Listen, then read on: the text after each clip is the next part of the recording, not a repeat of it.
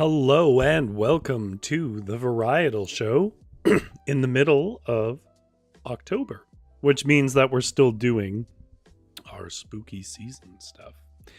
Uh, if you've never watched the show before, what we do here is we play solo tabletop RPGs, usually indie stuff, and then we collectively interpret the prompts and stuff that those kind of games give us.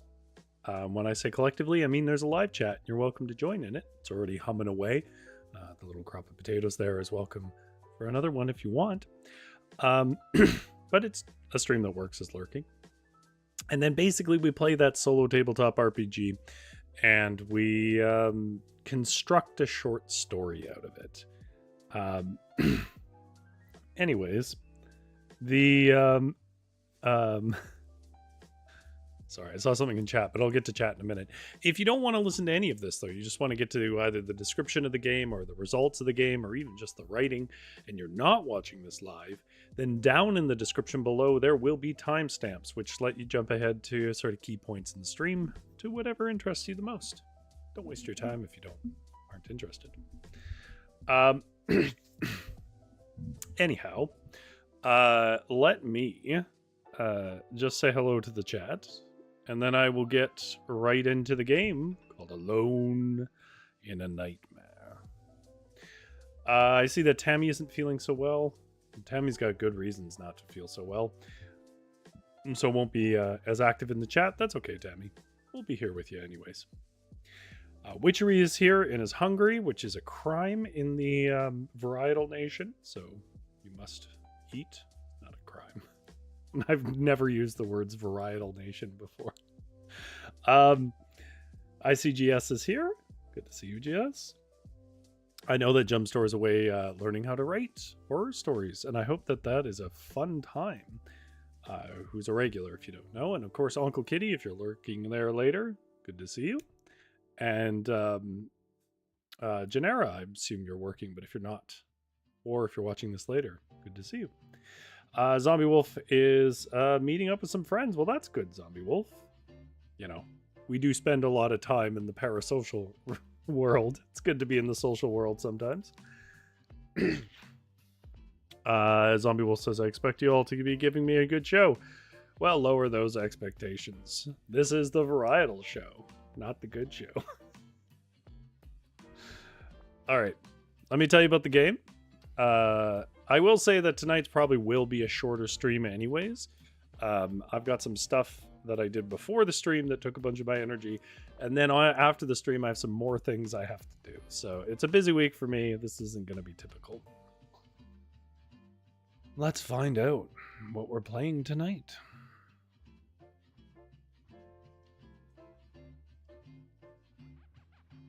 This part of the show is called litgames. It stands for literature games.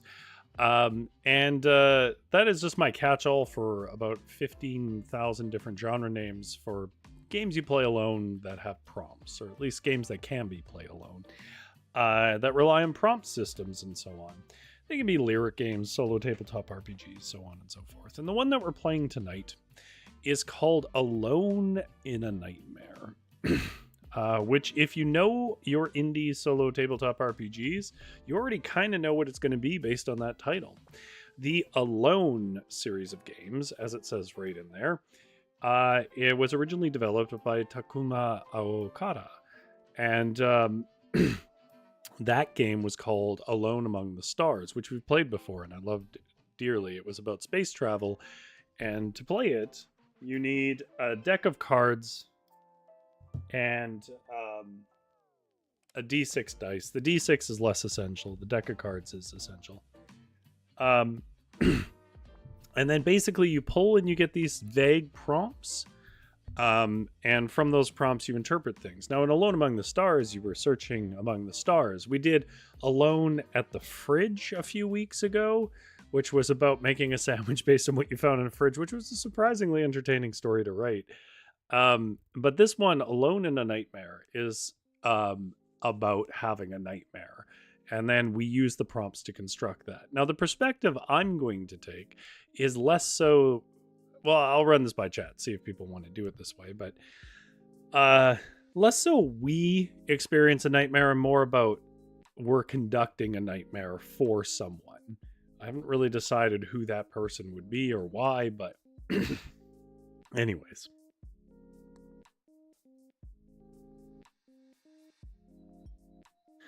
Witchery says, Nan feeds me when I can't feed myself. Well, I'm glad someone's feeding you. And you're happy to be in the Varietal Nation. That's not what we're calling each other. I don't... This is supposed to be a creative stream. We got to come up with something better than that.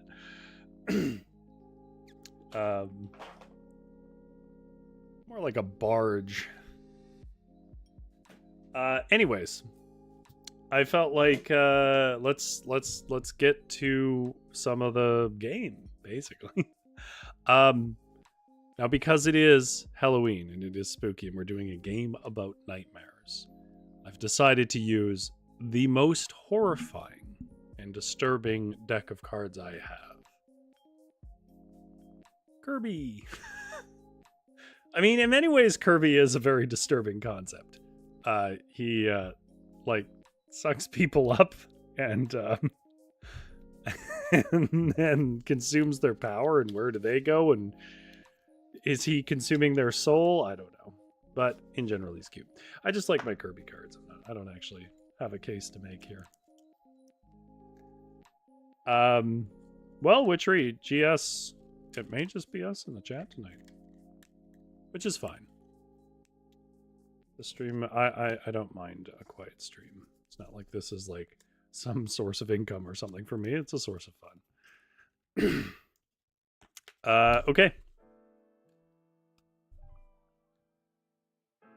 Who should we make a nightmare for? And when I say who, I don't mean like name someone famous or something. What I mean is like, what kind of character?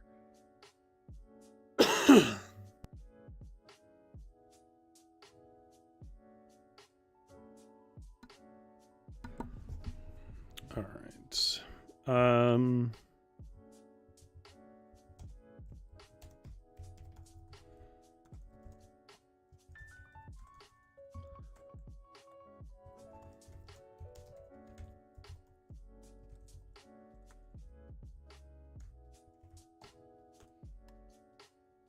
The Varietal Floating Bookshop. I think we play that the most. The ones we've played the most, it might be. We did play a lot of Troves.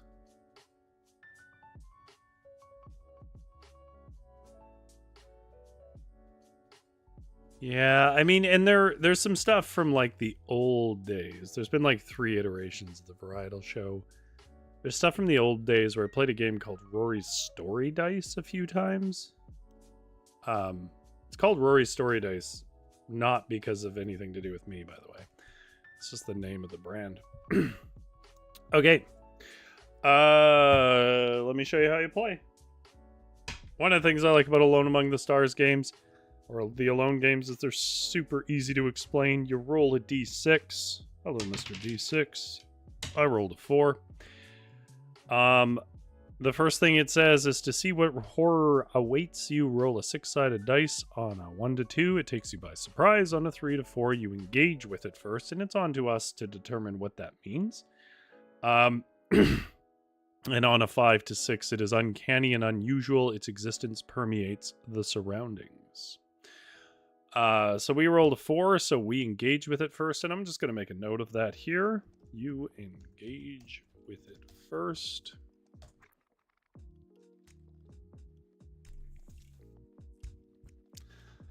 The suit and rank determine the horror. And the suit and rank of what, you ask? Why, Kirby cards.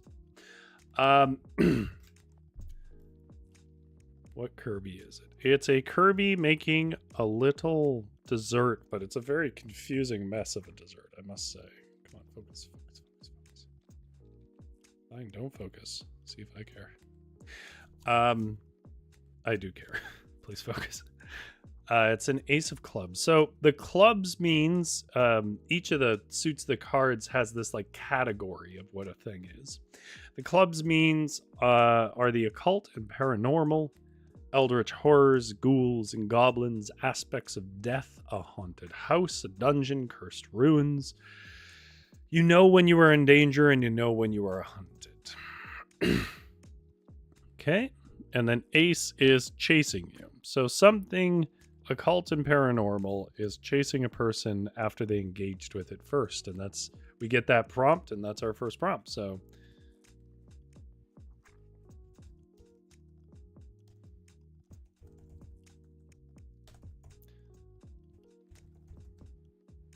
without digging too personally into people's lives, did you folks ever have a repeating nightmare as a kid?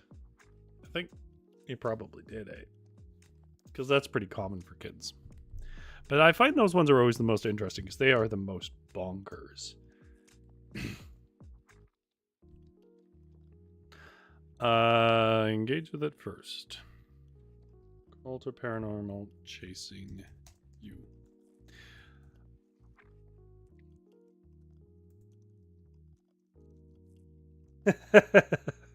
Witchery says it's colorful, which is the most important thing. At least that's what the documentary called Hook taught me. Hook.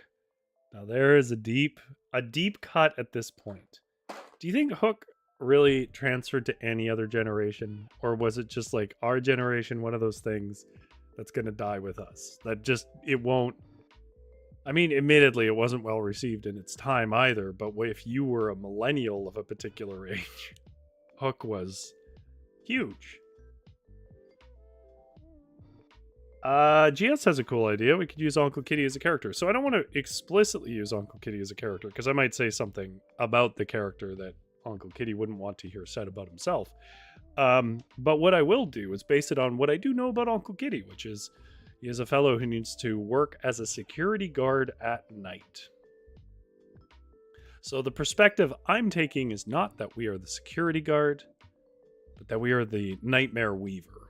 Some supernatural force that coordinates nightmares towards a purpose. Whatever that purpose is, it doesn't need to be something specifically related to Uncle Kitty. In fact, it won't be. But I will take the general structure of a night watchman. Witchery says it has Robin in it. It's worth watching for him alone. Robin Williams, she means. Sure, but it also has Rufio. I remember the moment when I realized that, like, I remember the moment I realized, I don't know how to describe it. I just realized that, like, the people like me were making culture. Was when I heard, or one of the moments that stands out in my mind, because it was mostly like older people were making the culture I was consuming, was when I heard the beginning of, I forget what song it was from Skrillex, where he pulls a clip from that movie where they go bangarang. And I mean, as soon as I heard it, I was like, oh my God, millennials are making culture.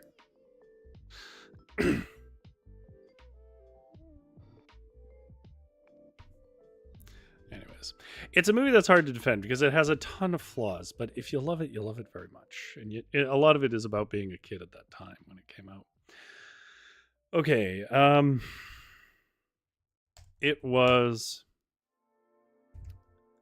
pouring rain. I think it was the fastest I've gotten to writing in a long time. We can say this better. The rain is carving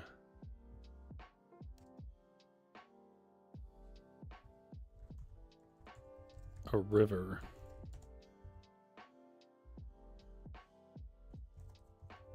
between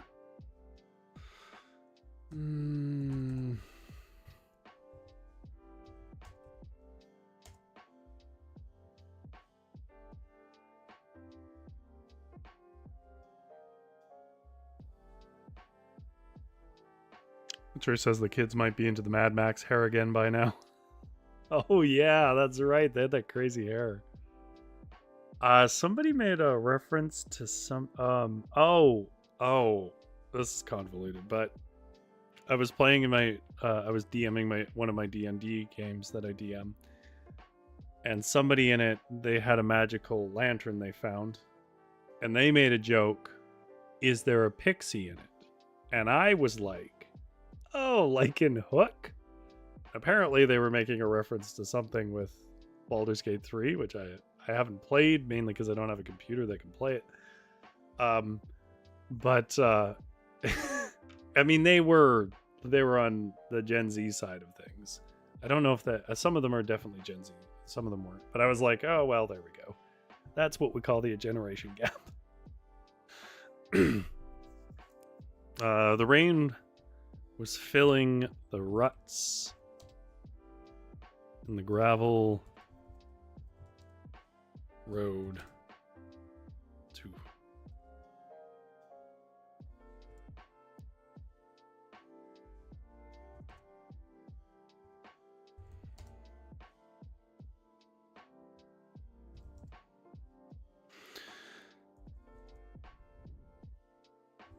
that frothed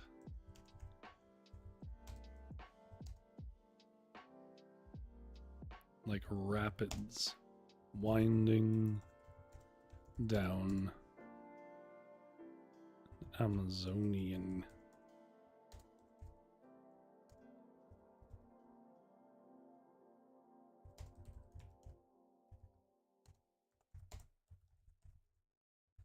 mountain.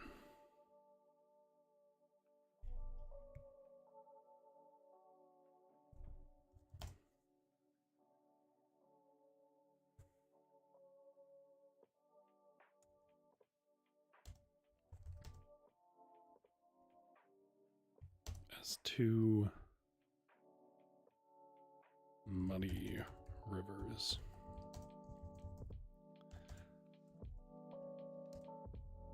they've frothed around, we'll just call it Kitty then, Kitty's feet, Kitty's boots, Kitty's work boots, more informative there, like rapids winding down an Amazonian mountain between grand old trees. Oh, Felix. You know what, Witchery? There is a channel friend, Felix, who hasn't been on in a long time, because he's over in Hong Kong now, but he's a friend of mine who's a writer.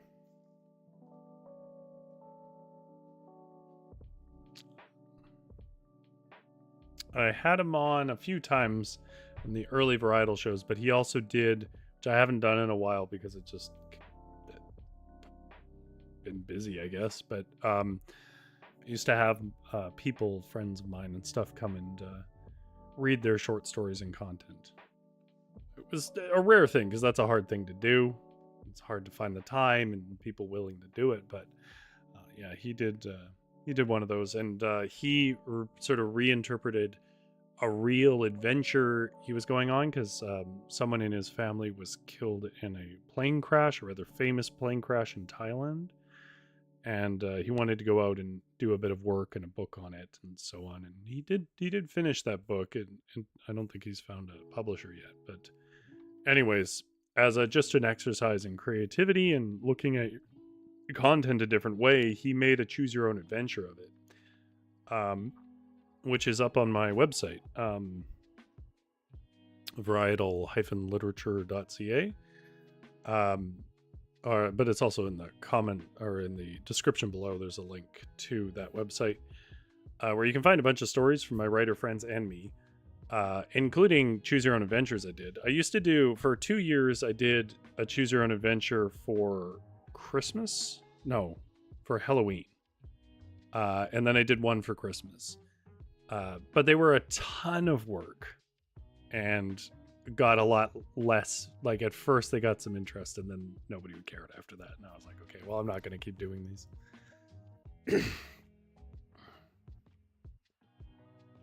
But anyways, his choose your own adventure is about when he went to Thailand to sort of try and find out what he could about this airplane crash.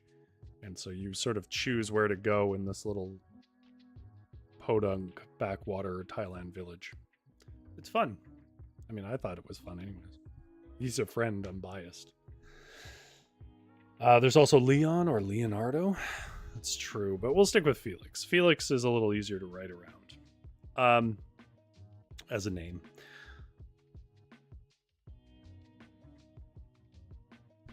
The rain was filling the ruts in the ground.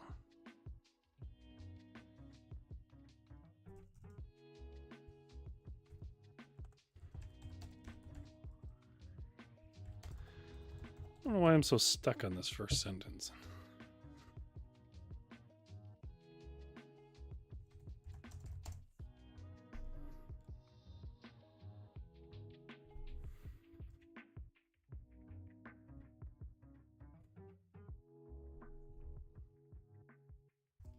It was hard to see much beyond his feet,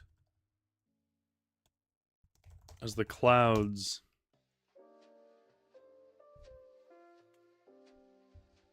had covered the moon.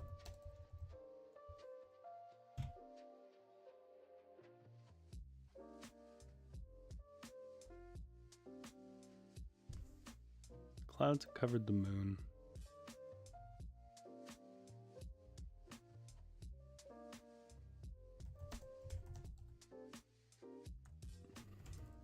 And there was only one buzzing old light for the whole work site.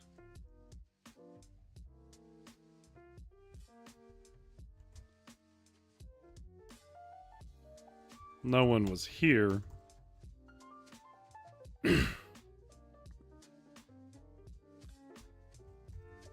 This late, of course. And Kitty, or Felix rather,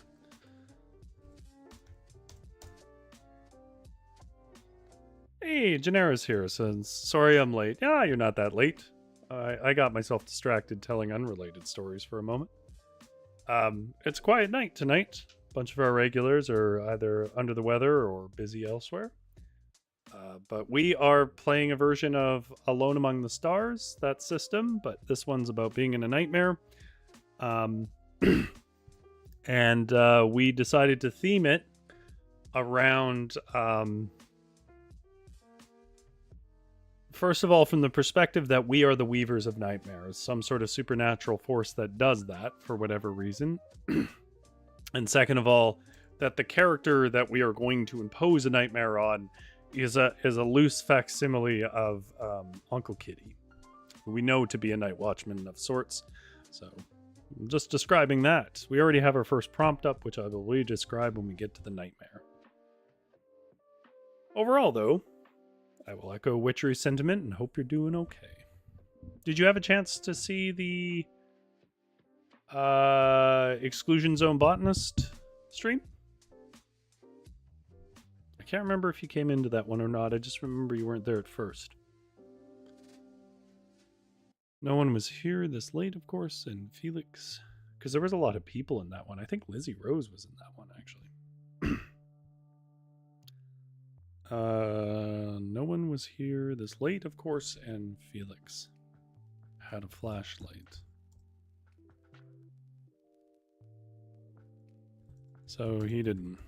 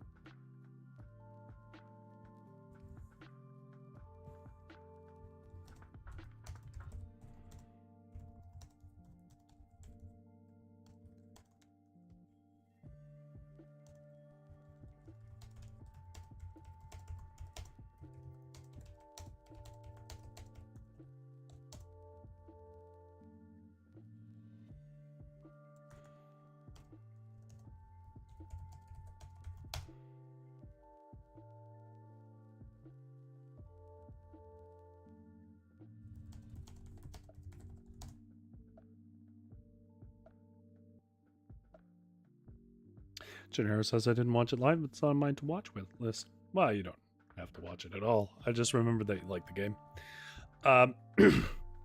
No one was here this late, of course, and Felix had his standard issue flashlight, so he didn't technically need more lights.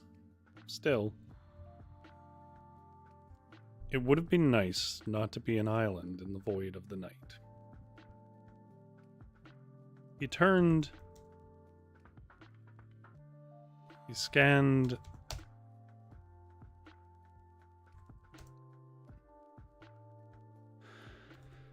His flashlight, or torch, for those of you in the chat who are not a part of the culture that dominates pop culture.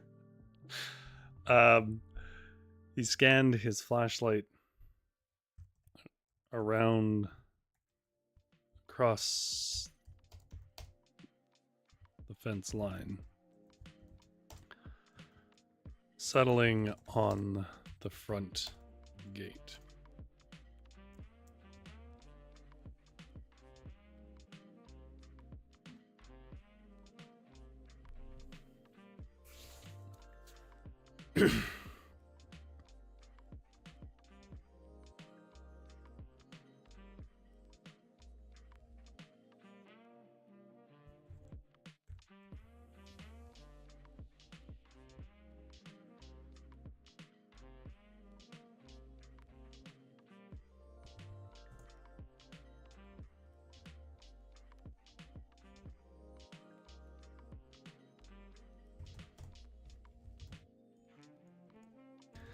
Nothing moved.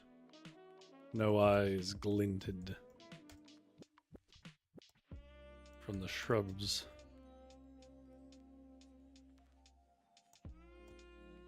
And no strange cars double parked.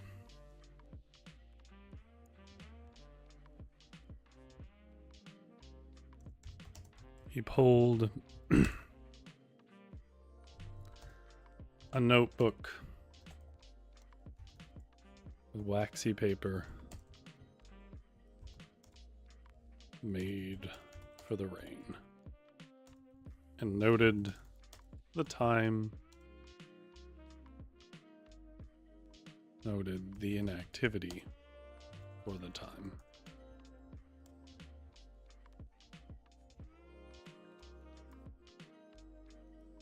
Felix turned to walk back to the site's portable, where it was warm and his laptop was booted up with old torrents of old television.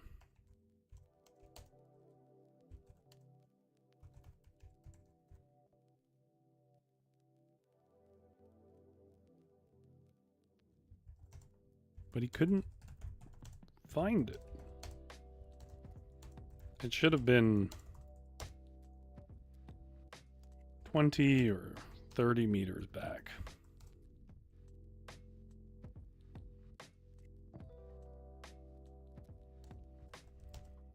From where he was. Instead, his light glinted off the raindrops and revealed only endless night.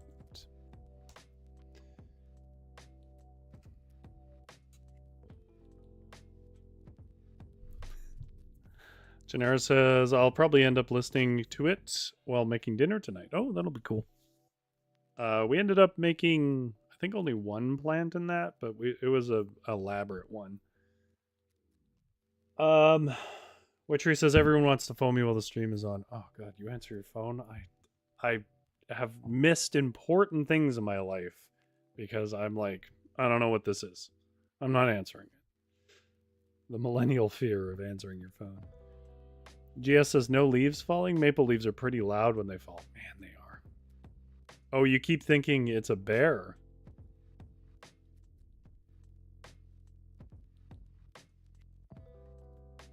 Oh, that's right. You said you had a bear a while back.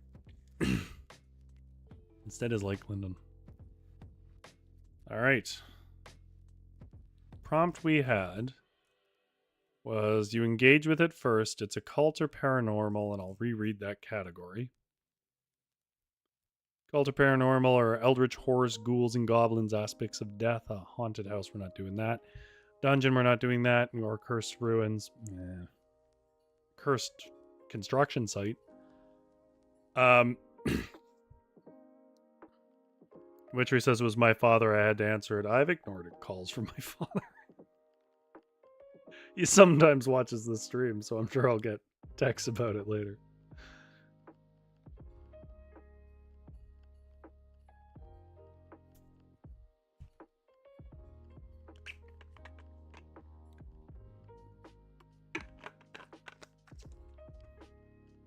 Well, I'm glad if he's been absent, at least he's doing something.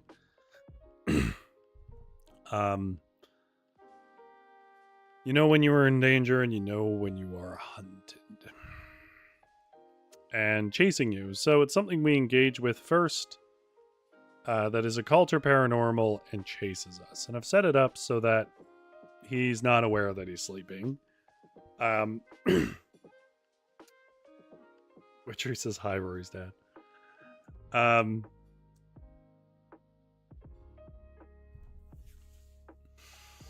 Yeah, I don't really answer my... It's nothing to do with my dad in particular. I just don't answer my phone if I'm in the middle of something. Like, I know some people do, but I always feel like you're kind of responsible for...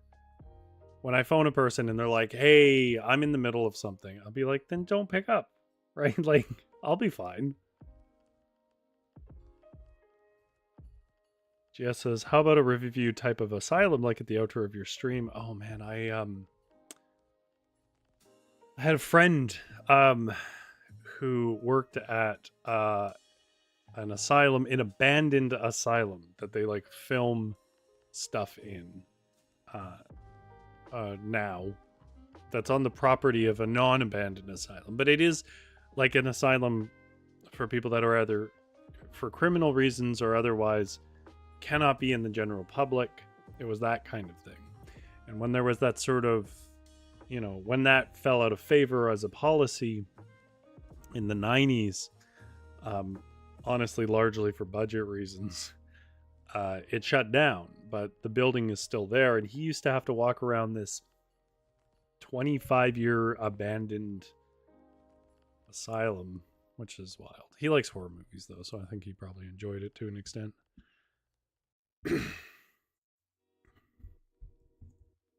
He jogged forward.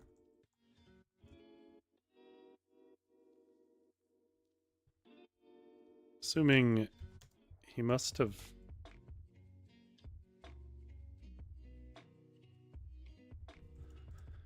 simply gone farther out.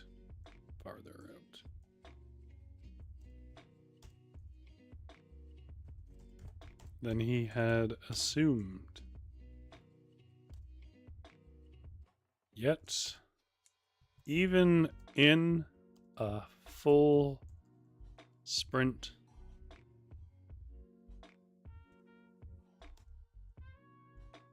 he only found himself among darkness and gasping for breath.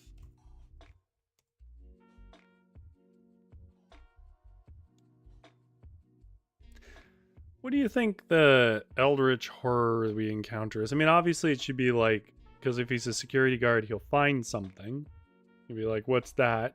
Excuse me. You know, the classic setup. What should the reveal be? Like, what kind of feel are we going for? Cthulhu? Jacob's Ladder, for anybody who's going to get that reference. Event Horizon. Something gruesome. Something memorable.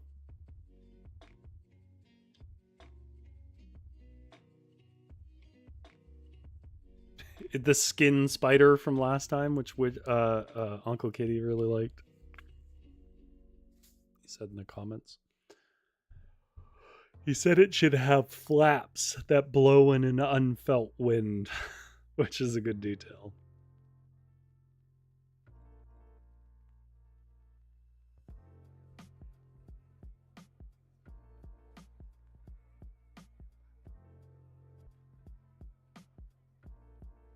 I'm tapping into my... You have a soft spot for the Grudge, but Cthulhu is always good. No, Grudge is fine. I don't really know them very well, other than they're kind of black-eyed children. But that's probably good enough, right?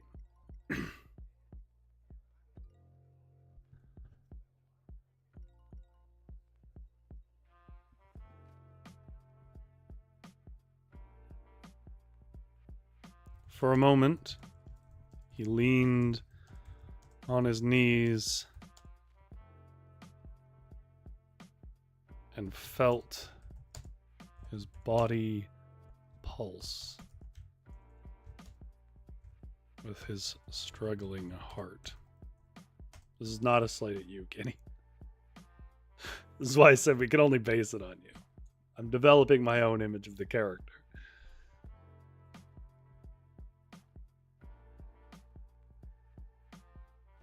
Only one child, the other is said child's mother, huh?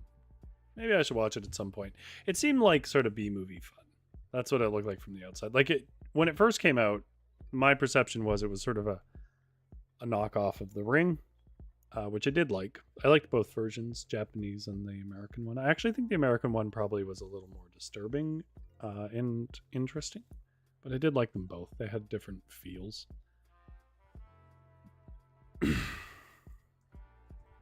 When he looked up, he saw a child standing between the rivers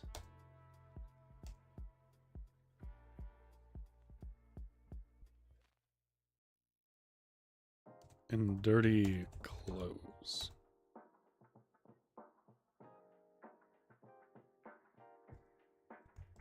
They were watching him.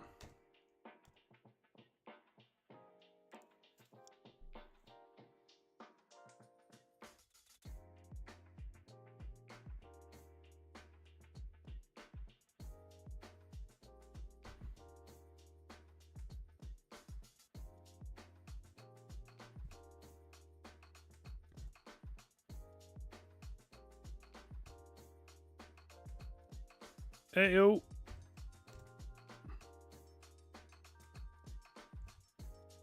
You're out late. Kiddo. Everything okay?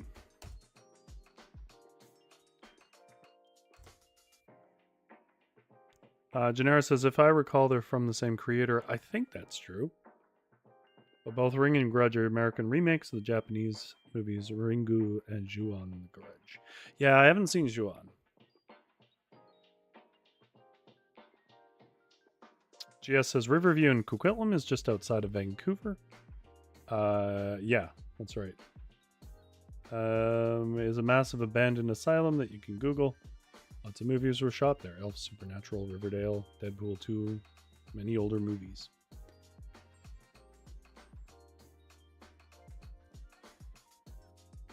Genera says original Japanese versions are the best, but I know the Grudge remake has the same director as the original. It turned out pretty good.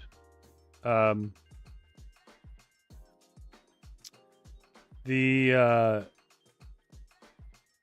don't know if every original Japanese version I've seen was the best. I think sometimes originals are a little overplayed, but I would say that they just kind of have a different way of approaching it. There's a lot more subtlety in some aspects of the original Ring, was my memory of it. It's been a long time since I've seen it.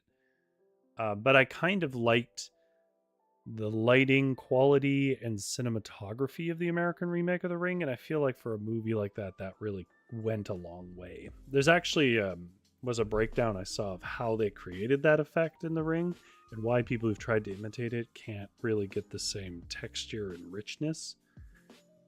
So really quite eye-catching movie. I was going to say beautiful, but that might be the wrong term.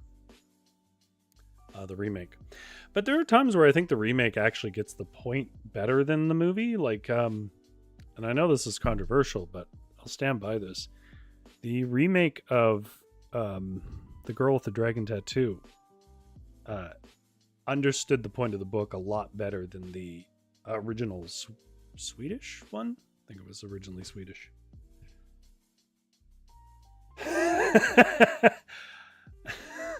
GS swearing up a storm. Riverdale, like a live action version of the Archie comics.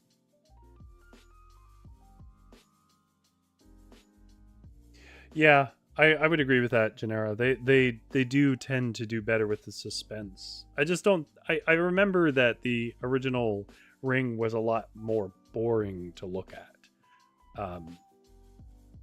Unfortunately. So it really just comes down to taste, right? I mean, it's art. On purpose, I should say. Like, I don't think it's just a lack of talent. They wanted it to look more like something that could have been a documentary, I think. Whereas the remake leans more into its stylized quality. So the whole thing feels like a really kind of strange VHS tape. Ayo, you're out late, kiddo. Everything okay? Felix called. Witchery says Riverdale is a TV show ostensibly based on the Archie comics, but truly off the rails, even for Archie. Well, Archie's like a goofy... Like, I read Archie comics when I was a kid quite faithfully. How do you make it... Is it like a silly sitcom? Because that's all the Archie comics are. They're like the same 6 jokes cycled around in a comforting cycle. Good sentence, right?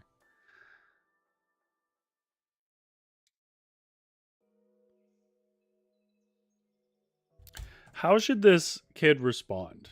It's going to chase us, but I'm a little bereft of ideas at the moment. Like how to build a little more suspense around it. Should the kid respond? So on and so forth.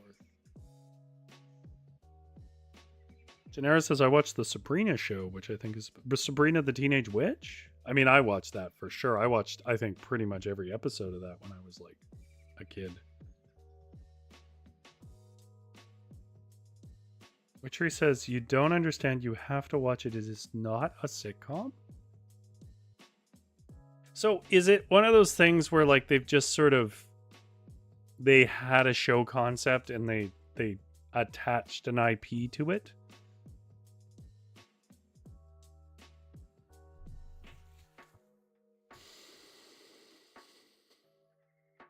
You're out late, kiddo.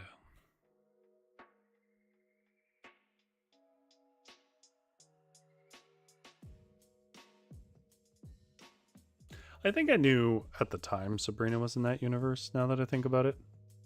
Witchery says there's a new Sabrina show. New being not the old one. I don't know about all this newness and change. I gotta worry about what this kid's doing.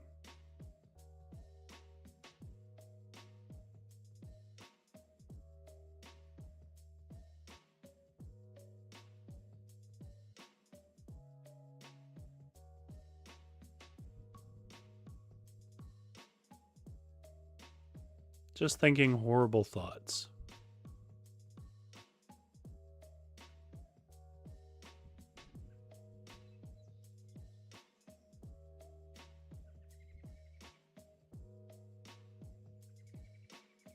Okay, I have one.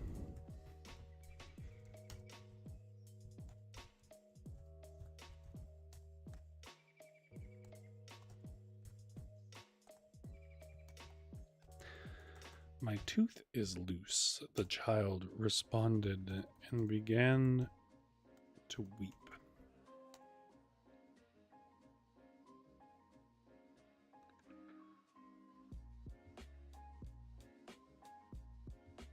The aesthetics of the new Sabrina show are amazing, though.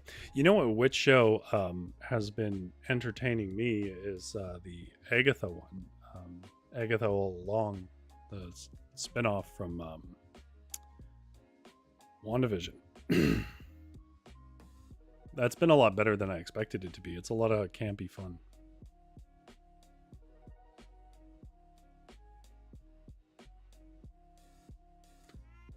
The child responded and began to weep.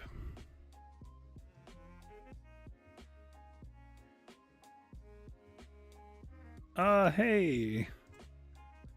That's okay, buddy. We all lose our baby teeth.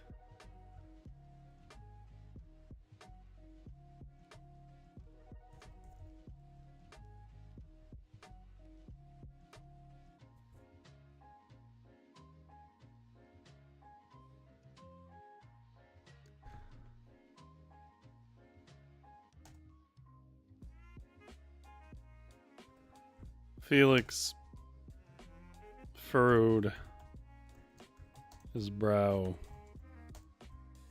but plastered on an inviting smile. No. My teeth are loose. The child repeated, then reached up to his mouth and wiggled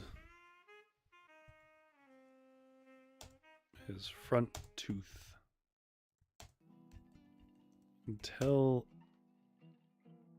it peeled out from his gums, leaving only a stream of red, thinned by the rain, running down from his bangs.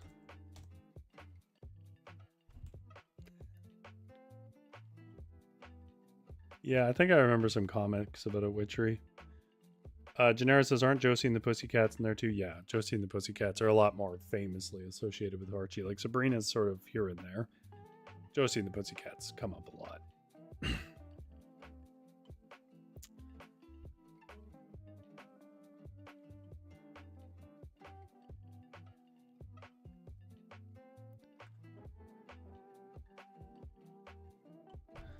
Careful now.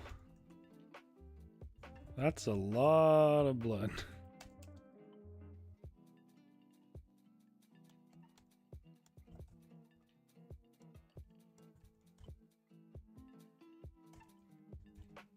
Kitty, Felix said, taking careful steps towards the crying child. Gennaro says, I absolutely love the live action movie. I'm not sure if I saw it. If I did, it was probably like drunk at a party or something many years ago, if it's the one I'm thinking of.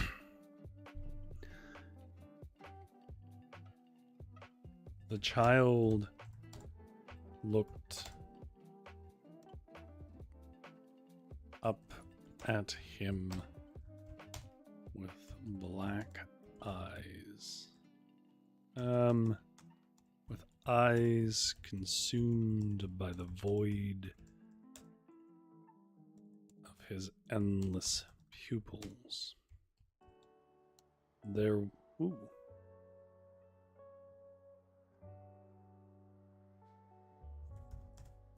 was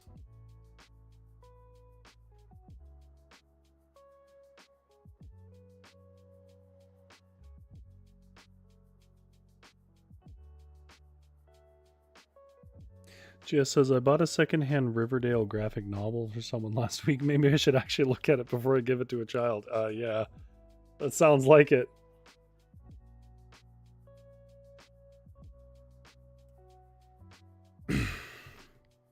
there was fear in the fixation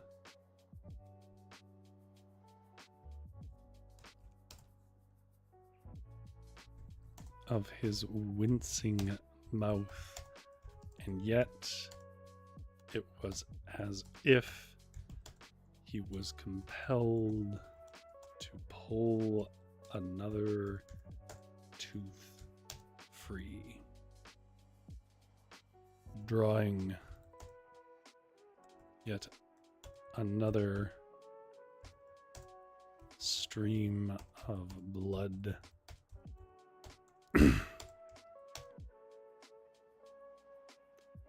over his lip.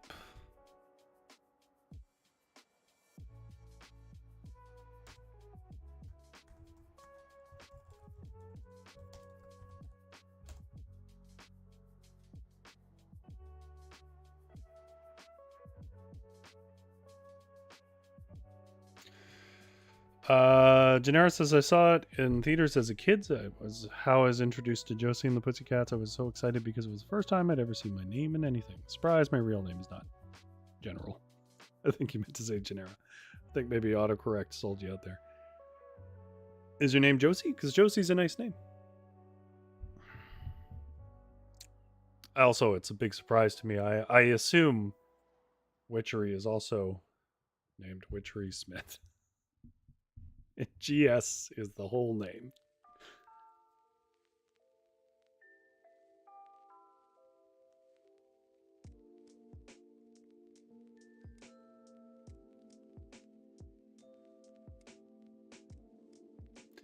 How strange. Does Archie really need an edgy reboot? Like, really? Archie's whole thing was just being sort of lighthearted. Jughead wanted his burgers.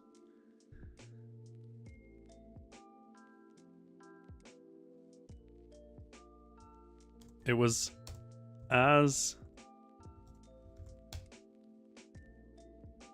the child pulled the last tooth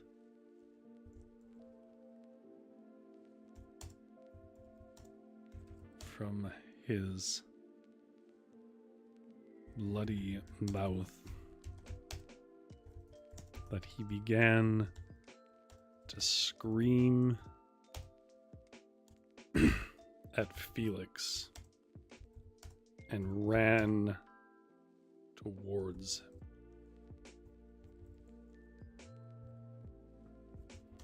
him. Felix, if for no other reason than being deeply confused, turned and ran as well. His light dipped side to side as he jogged along the ridge between the Trier Track rivers. Though now they swirled red.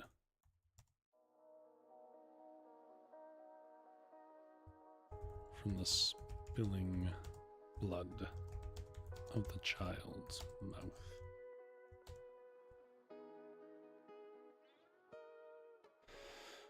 Jess says, I guess they thought that wouldn't be edgy and exciting enough for today's youth. I gotta be honest though, today's youth don't seem to want to be that edgy. They like to be sort of absurdist, right?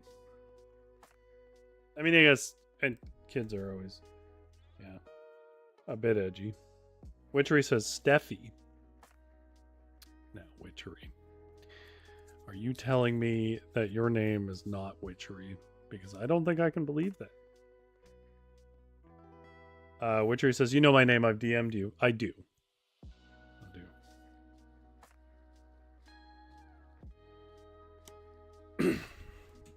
Okay, let's pull another card and roll another dice. Well, it's the same dice. Did you know you can reuse dice? It's a 4 again? I don't want another 4. A 1. It's another ace. I'm going to shuffle these a little better.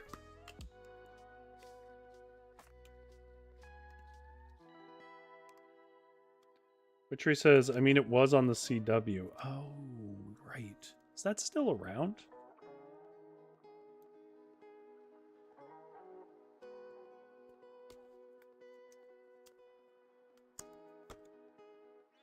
A Jack of Hearts. Let's see what that is.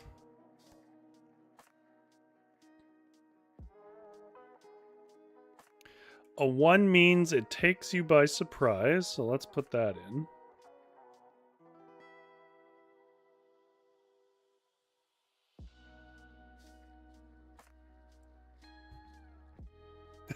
Witchery says reuse dice with 6 question marks. Then why do I have bags full? Yeah, I know. I only have, I think, maybe 4 sets of dice, and I genuinely need that many because I am a DM, and you need a lot of dice to do that. But my partner, oh my god, you could sail a boat in the dice that she has collected. Genera says so you don't have to reuse them. The hearts are things that are familiar. People you know, family members, places you've been, objects you own or see often. Seeing them in your dream elicits engagement and comfort, but makes any horror strike that much deeper.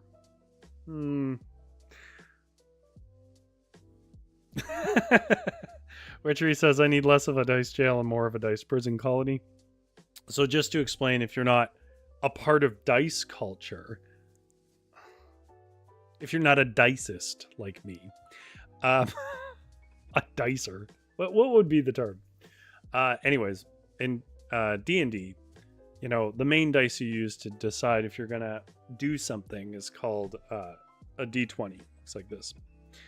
And when you roll it, some dice, let's say it's a really crucial thing. It's like, I need to make this, or my character's dead, or something like that. And so you roll it, and if it rolls really bad, either too many times in a row, or misses out on a critical thing that it needed to roll well on, because we're, you know, monkeys with terrible reasoning skills, we blame the dice, and you put it in dice jail, which means you don't use it anymore because it's failed you. Witcher says Dice Goblin. Genera says Dice Enthusiast. Dice Goblin is a more established name, I suppose. I like Dice Enthusiast. That makes it sound like there's some culture to it. It's not just me buying knickknacks. Witcher says, listen, if you're not set on resin dice, it can be a very cheap collecting hobby. A lot of sets are under $5. All my dice are green for the most part, I guess. Because green is my favorite color. Now, that's a tough one. Because we haven't established much about this character. So what's something familiar? Like, what is this nightmare about?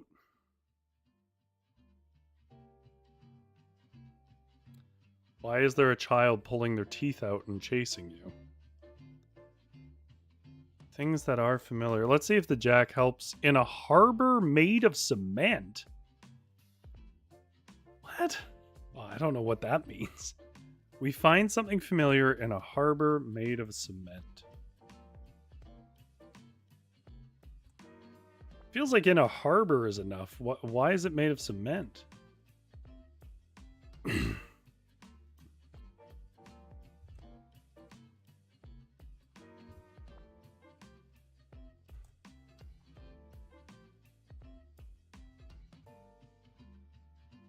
Dice Dragon's a good one.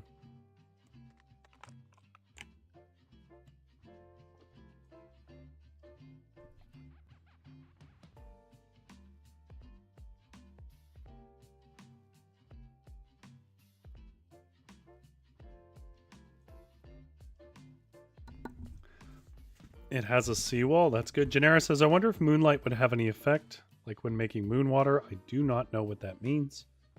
I'm assuming this is a Wiccan thing, but let me know if I'm wrong.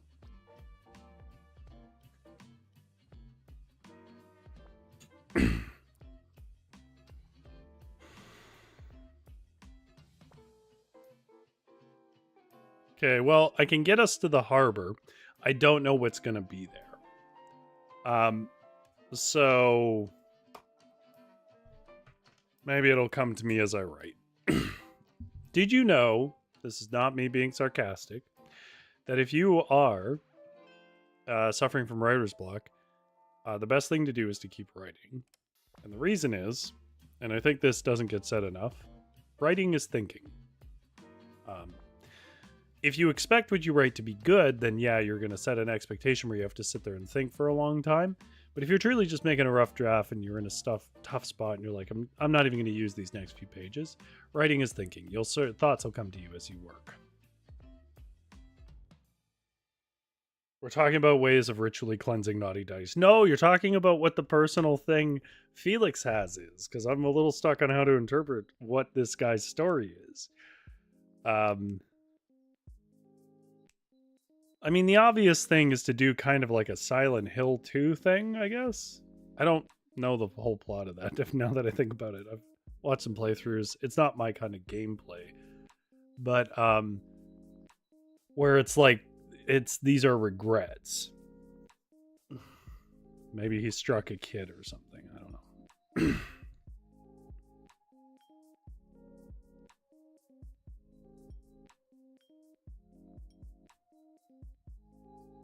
Okay, I'll get us to the harbor.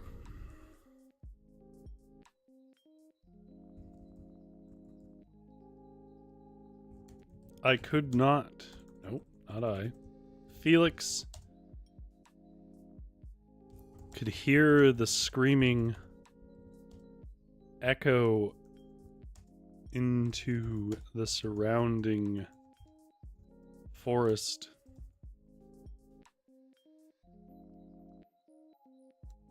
But was keeping pace from the pursuant child.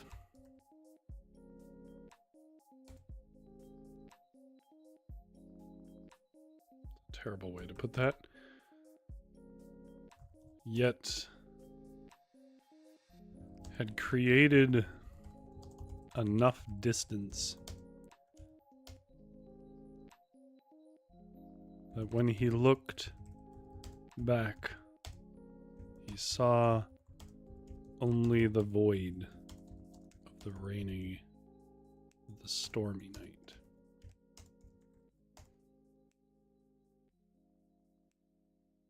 Witchery says he felt responsible for a friend's death. Yeah, that's a good one. So then who the hell's on the dock? Because he didn't recognize this kid as his friend.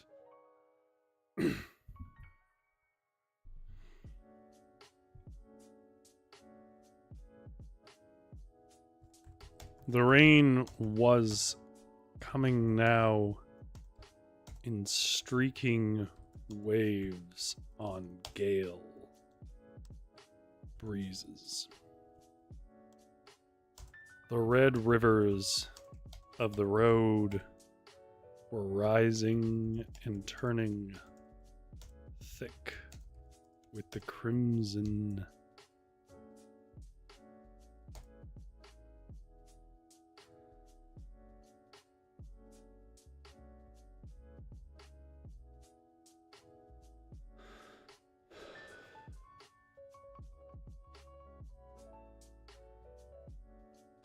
thick and crimson.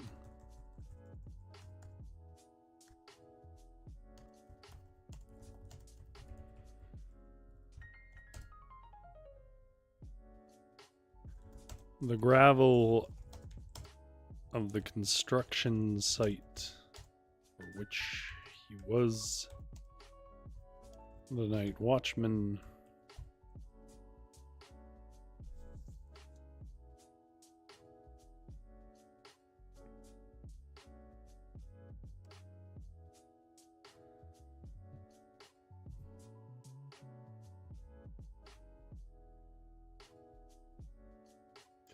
Genera says, for striking a kid thing, maybe it was just one hit that caused a series of events that resulted in a worse injury, and he was drunk when he did it. GS says he dared him to swim out to a buoy and he drowned, and that's pathetic. But think of something. It's not pathetic. I just think it might be something he's done before. That's an interesting perspective, because maybe he has a bit of a drinking problem. This is why I was saying early on we need to disassociate this from Uncle Kitty, literally, because I can't be like writing a violent alcoholic and be like, hey, Uncle Kitty, good job. We based a character on how we see you. Like, no. But maybe that's like a thing he used to do, was like he used to drink to get through the night. And that works too as a nightmare, because if he's trying to like quit drinking, that can give you nightmares, make you restless. I don't want to make it too like graphic or personal, because I feel like at some point I'm going to tread it. Like there's directions I can see this story going that would probably be triggering for people. So I'm trying not to be too in depth on that. So I would rather make it like a random kid than like his kid.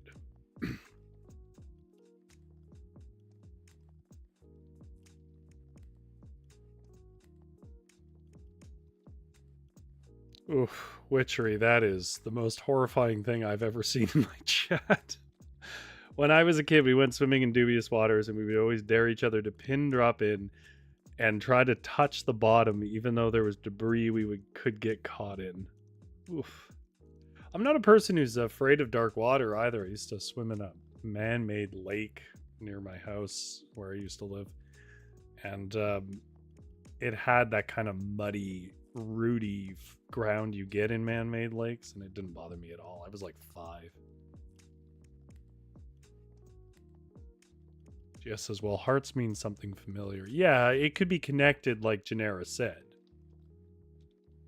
I just don't want it to be like a child abuse story, because I don't feel like I'm equipped to give that a proper treatment in this setting. The gravel of the construction site, for which he was the night watchman, was no longer visible.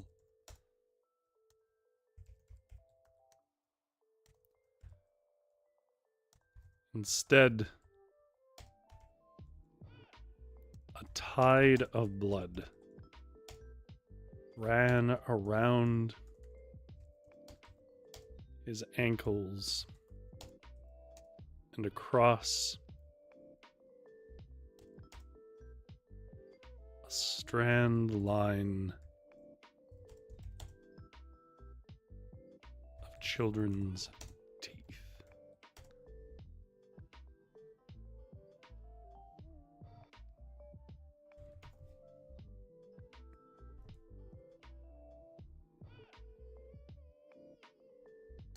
Still stuck.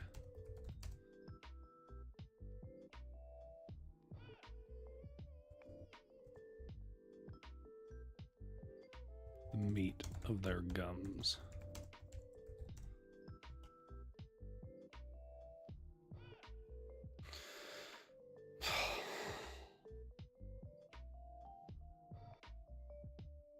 Oh wow, it was a dam that you were swimming over. You were swimming in the basin of a dam?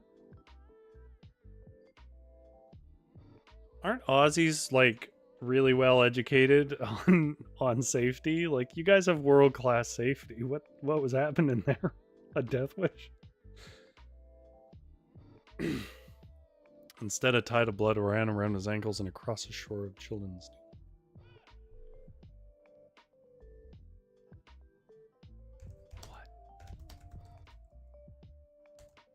What the hell? Cried Felix, who stumbled back from this terror.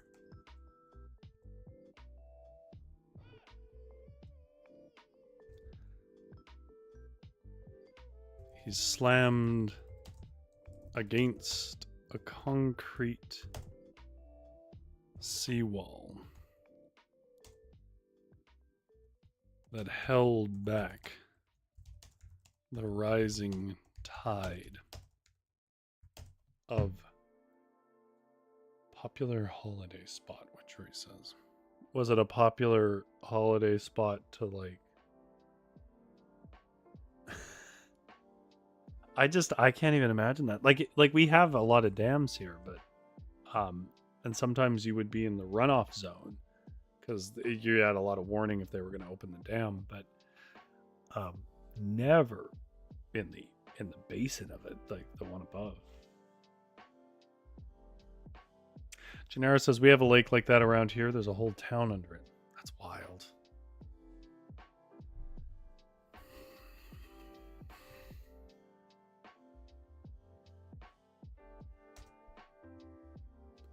From above,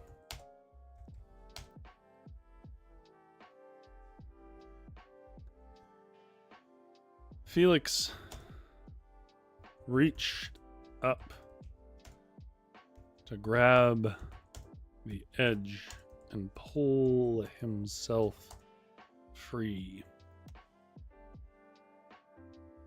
of the terrible waters. It was just out of reach. Catching the edges of his fingernails and peeling one back a bit. But otherwise,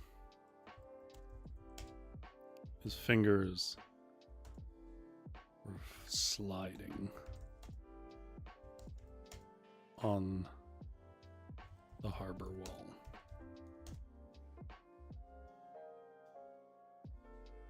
Which says, no one's ever died there. Yeah, I guess so.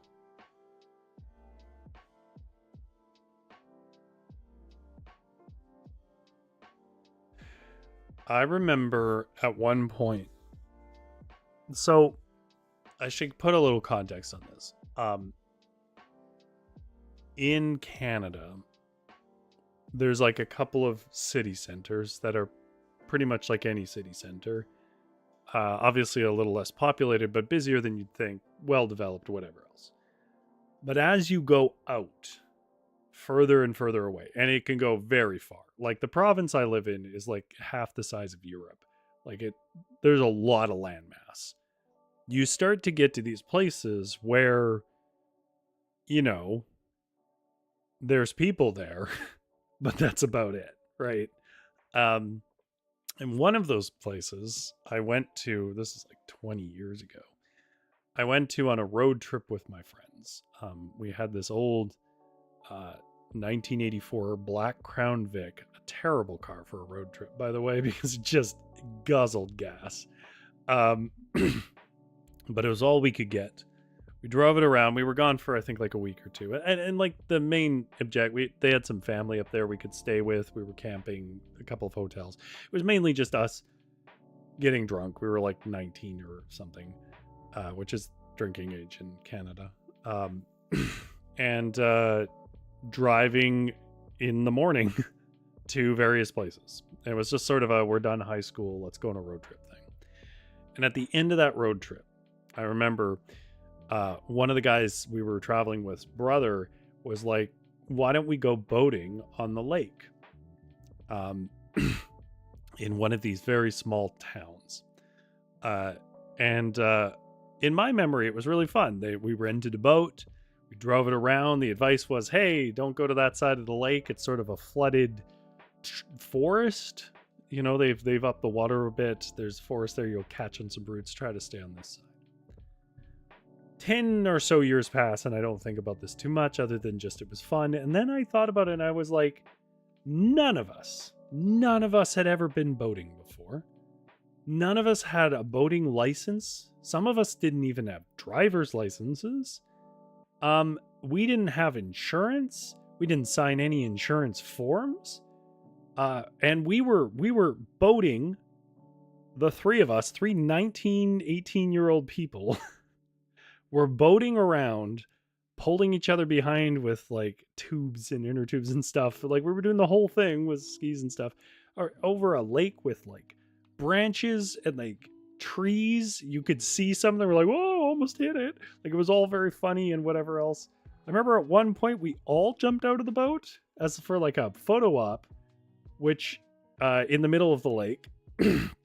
And so like we just left the boat abandoned and unanchored. uh, Luckily it didn't get away from us. Who let us do that? How was that a thing? I don't know. I don't know. It's not. I don't even think I could do that now. I think if I went back to that town now, it has grown. I don't think that I could get away with that now.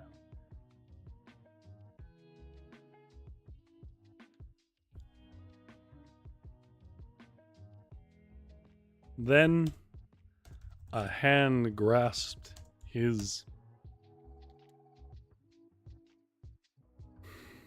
and pulled him up. It was a handsome boy, maybe 15 years old.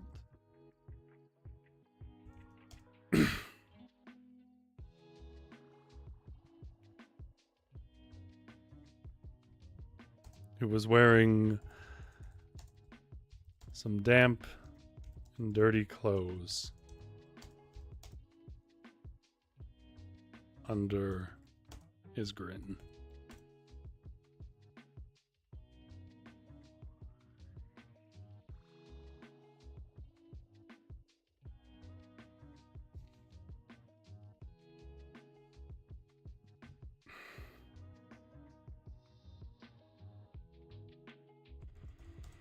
Hey there, Felix.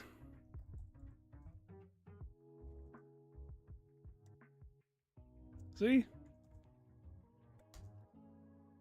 The boy said with an odd familiarity. That's how it's done.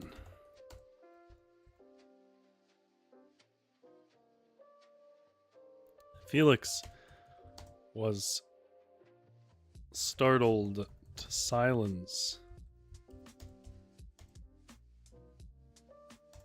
by the whole experience of the night thus far.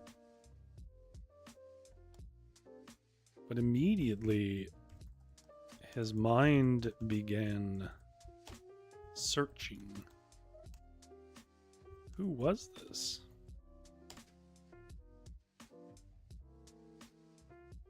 I will say, at least to my memory, we weren't drinking when we were boating. Like, I think we had enough sense to know not to do that.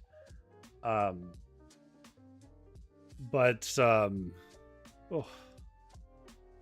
far and away one of the most irresponsible things, and I take no blame for that. We were not the ones who should have known better. What kind of boat rental service just sells it to random kids?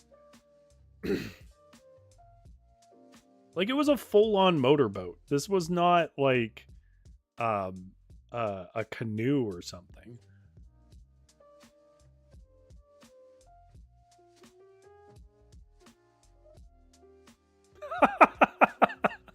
GS says, I peeked at the Riverdale book. Betty became immobilized in a car accident and Reggie becomes a social pariah because he's blamed. What is going on with the Archie comics?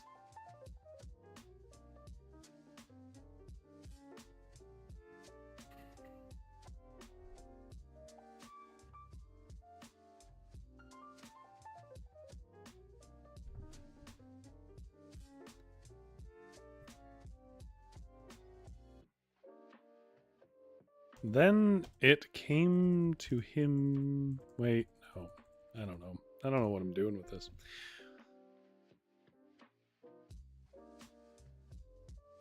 But of course, we could try it your way, too.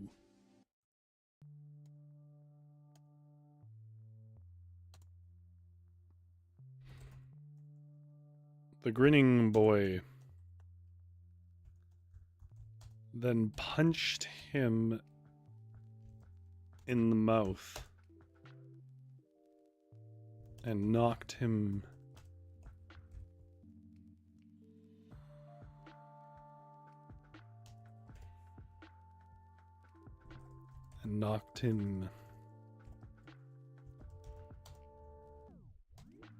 back into the Red Sea. Yeah, you're correct, Witchery, that a canoe could have been worse. Like, canoes are still dangerous, but we weren't exactly going slow in that boat, and there were other people out there. I think just it's just such a bad idea. So that's my version of it was a different time story. Witchery says the postie just talked to me at length. I'm going to assume that is one of those quaint Australian words for a postal service or post officer. For the first time, I think he's Canadian. Just because he has a similar accent? Or something he said. The Greening then punched in the mouth and knocked him back into the Red Sea.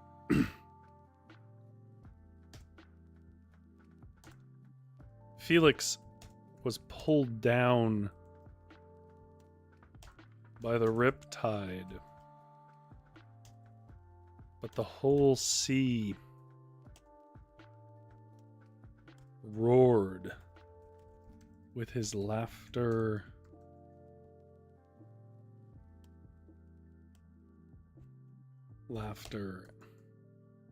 and words.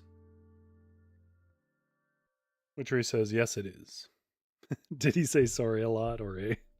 Sorry is more the giveaway, although A is a thing here. I mean, every culture has its space filler word, and A is ours.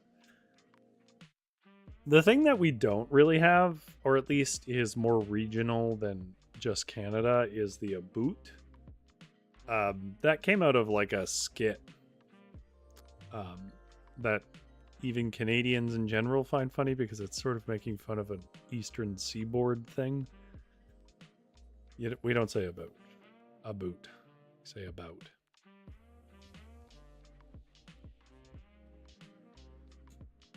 Is there really a very distinct accent difference between Canadians and Americans?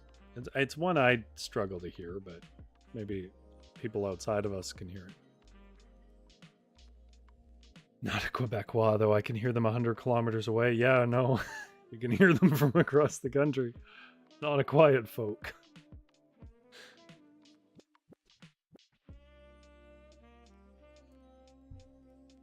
Yeah, that's East Coast, yeah.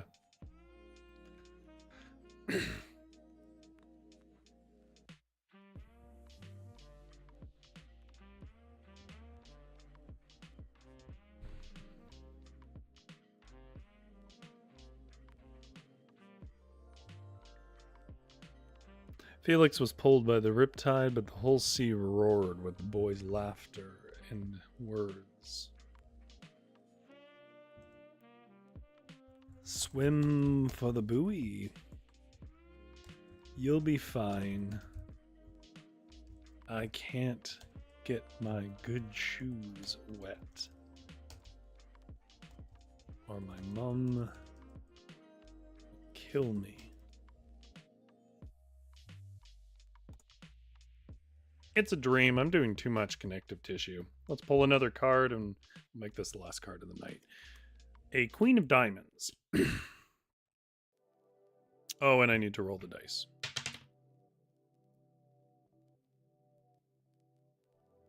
It was my new journal arriving. It's witchy themed. Ooh, is it like leather bound? We rolled a 5.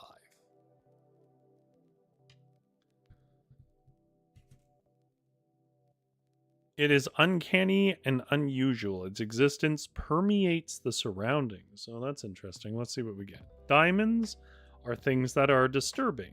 Misproportioned creatures, faceless individual, a room made of flesh. I don't really see how this is different than the occult and paranormal.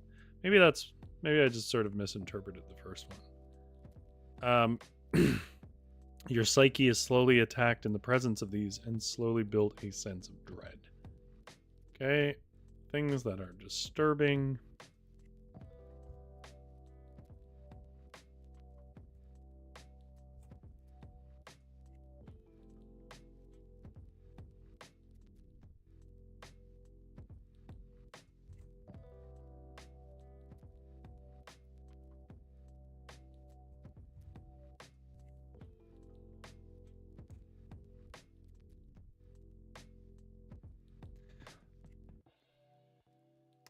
GS says diamonds sound the best. Yeah, they're definitely the most instinctive to me.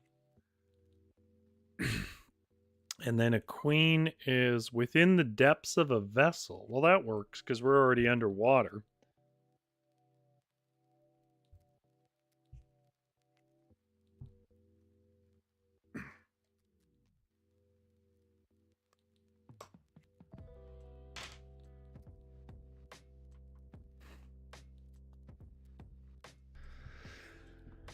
Unusual. Its existence permeates the surroundings. Things that are... Well, you were just talking about a flooded city, so I guess we'll do that. Something in a flooded city that connects this idea that, like, he's a drunk who punched a kid and let his friend drown. That was what the other one was about. Has guilt about that.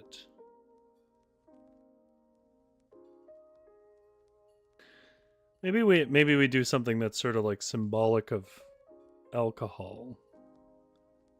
You know, because being underwater in a city can be like, you know, I'm drowning. Which is a feeling that addicts have, right?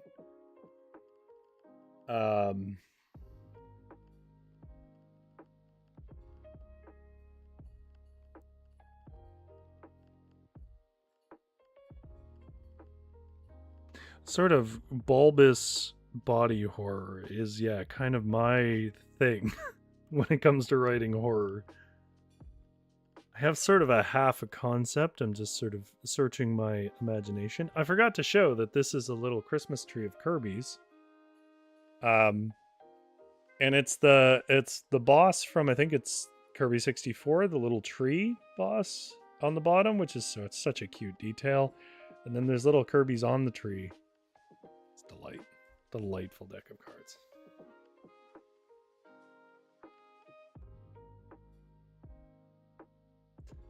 Trey says if you Google Suki Four Seasons Autumn Edition 2024, it should come up. Yeah, I have considered turning off the link thing in there, but God, we used to. It's been a while since we've had it, but we used to have.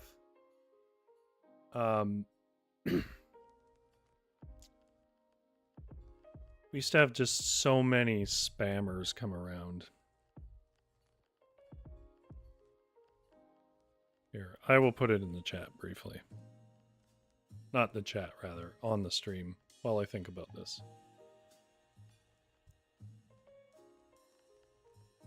What an adorable... Zoom in a bit here.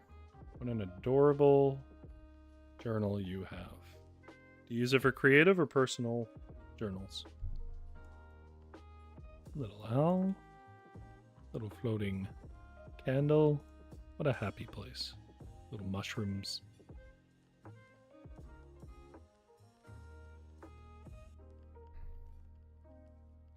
I'll leave that up for a minute while I think.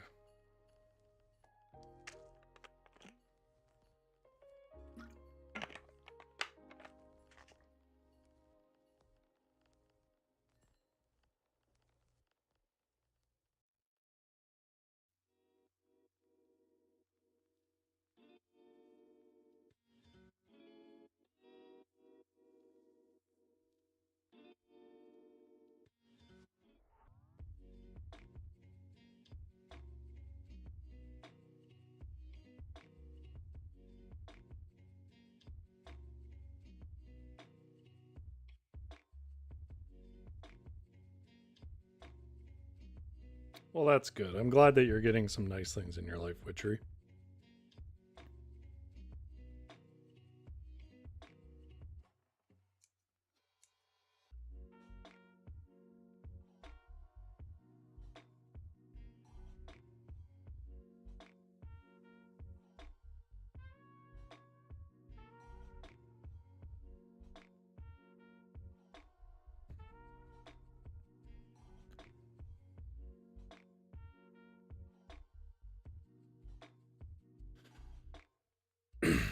Okay, I sort of have an idea.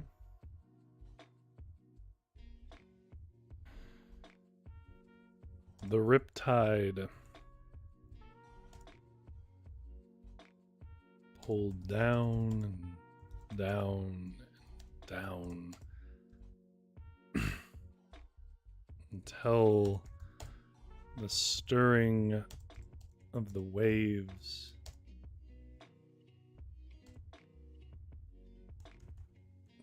of the red waves disappeared into the veil of the cold, dark depths. The panic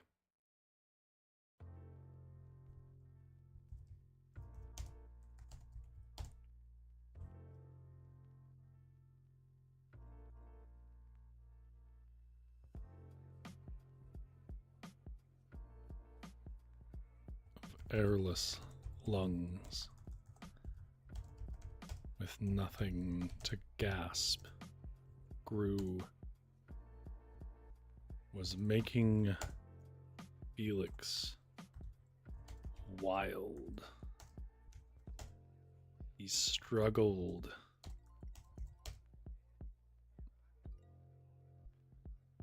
against the currents, but it was no use.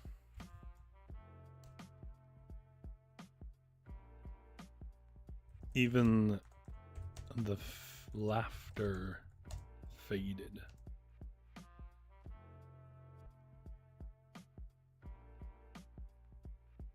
Witchery says, I've been considering making videos, to be honest, but you know, everything kind of is in shambles. Yeah, I would say actually that my life was kind of in shambles when I started this channel. And you could argue it still has some shamble quality. I think at some point the best thing to do is just to do it.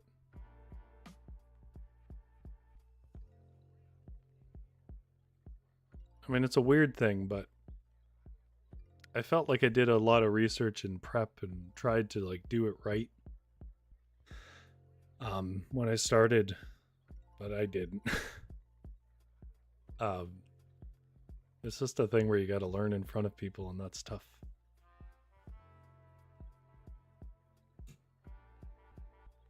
But you know, you do as you're able.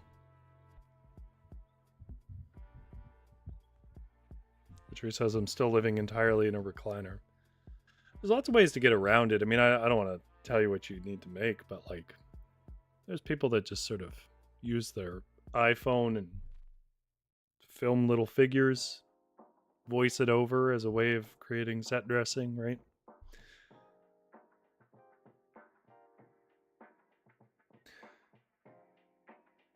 But yeah, all I can say is, I mean, I guess the other thing I can say is don't do it because it's something that would be fun for you.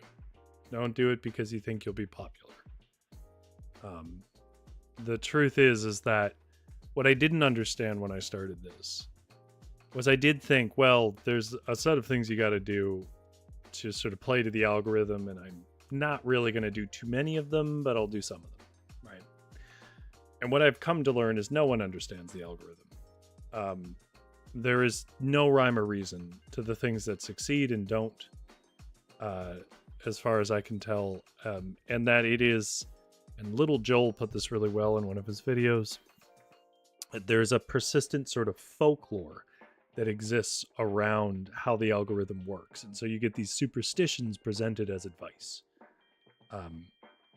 But actually, if you sort of exist in that space for a while and you put out videos and you see which ones make it and which ones don't, you realize it's really always just confluences of events that are largely out of your control.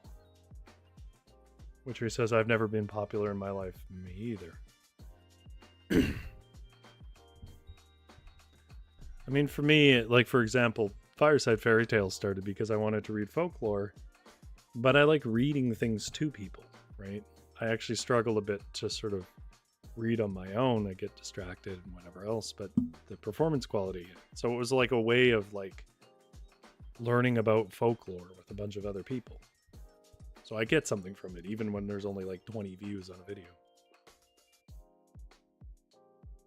It's not too hard to film or expensive, nor is it too hard to edit, depending on how elaborate you want to be. The thing that's hard and expensive, the two things that are hard and expensive, is sound, and although that's gotten better, and lighting.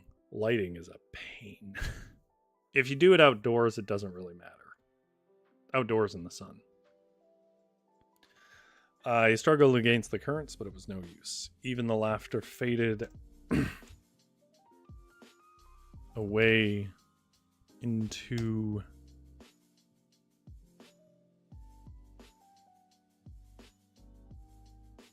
the muffled walls of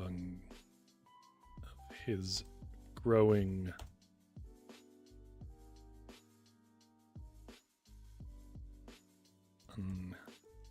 unconscious. This is not my best work, but I'm gonna leave it. Witchery says, I like making obnoxiously aesthetic notes for my tabletop RPGs through art journaling. Well, that's fun. Ring lights are a good way to do it. Yeah. Like, I'm just in a corner of a room, by the way, that I have to disassemble after every stream. Not to ruin the magic here.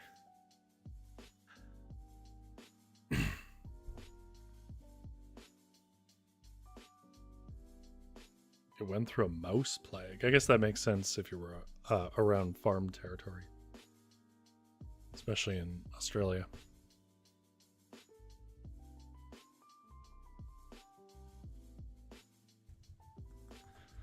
It was in this panicked struggle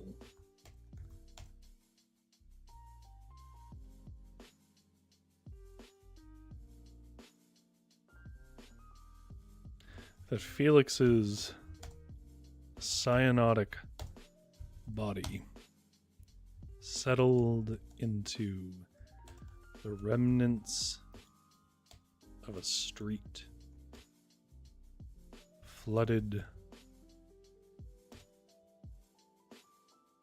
by some dam or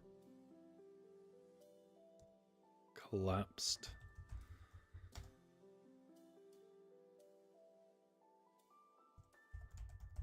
or broken riverbank. The frames of an old church, a few businesses, and a few dozen houses spread out in all directions.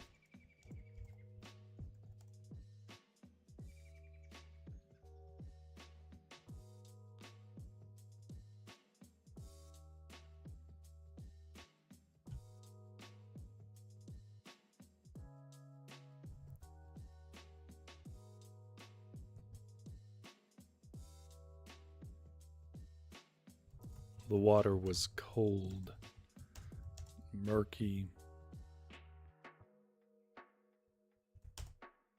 The wood of these things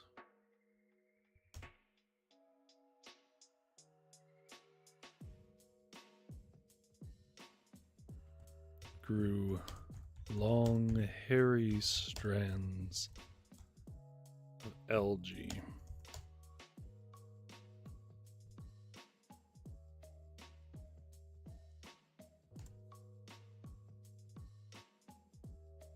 Jesus, quit ruining the magic, Rory.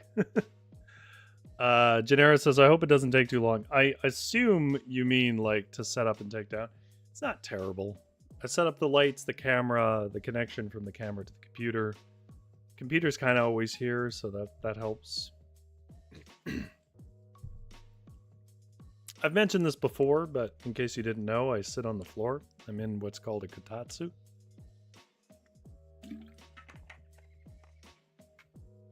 But I think you could figure that out if you've ever... I rarely do it, but you have seen me get up from the spot in the stream.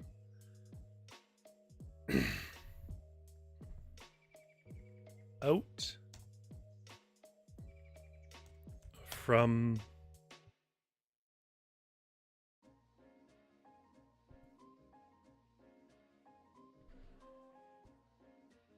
the door of a liquor store,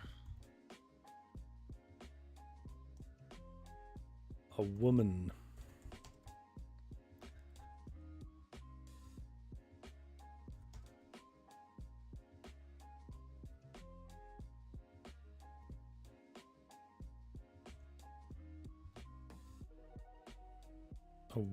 appeared, unlike any he had seen before.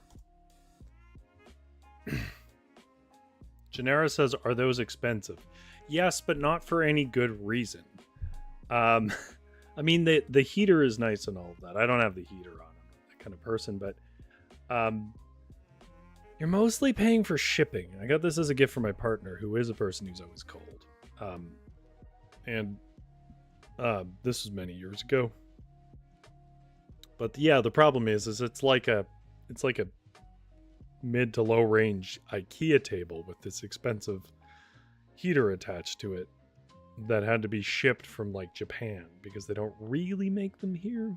But you're looking at too much money for what it is. This one isn't very durable either. I'm a little disappointed, but the heater is the main thing I wanted. So if at some point I get some money, I will make a better table for it, I'm sure. Genera says also for GS disproportionate. Yes, I'm working on the disproportionate. That's okay. I have not missed that. The woman appeared only like seen before. She was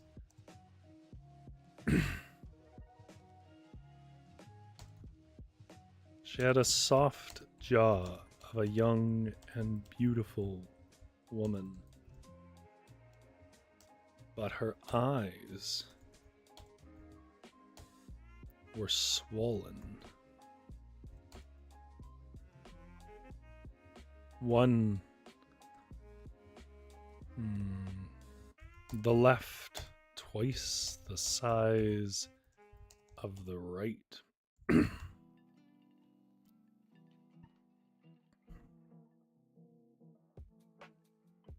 She hobbled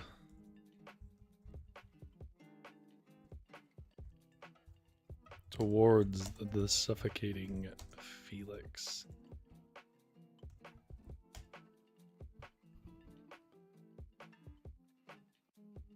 Leaned down,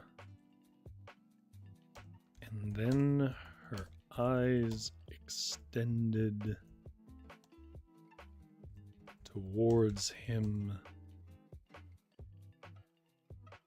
lying on the floor of a Red Sea in the ruins of some forgotten village.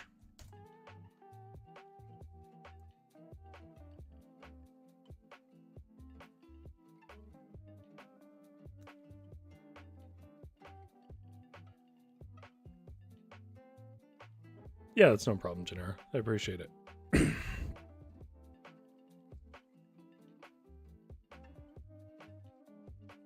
He recoiled as they got closer and followed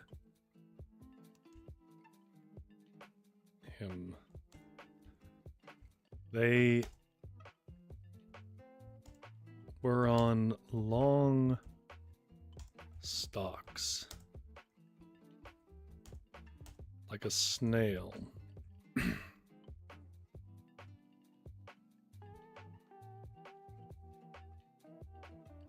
But not so smooth in form.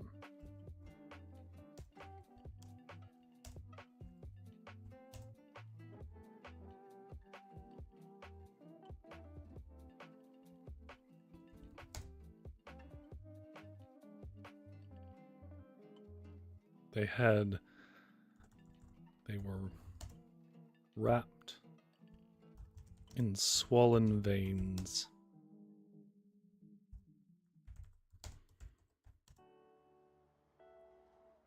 That clotted in places, which swelled up and writhed. Some infestation of parasites.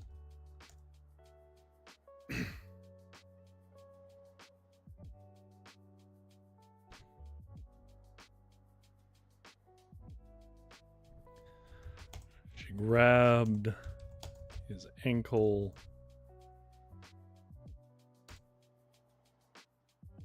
and extended, reached the larger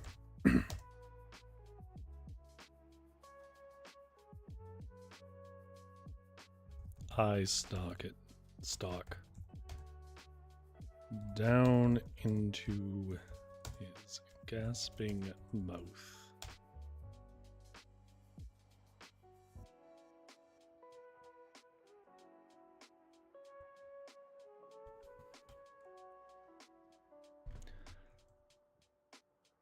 Felix gagged and struggled against the writhing appendage.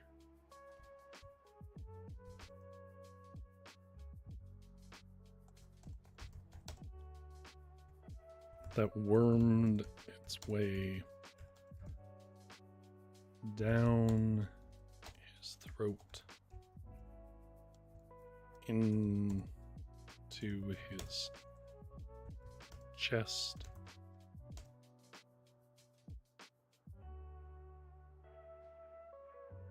While exploring the distress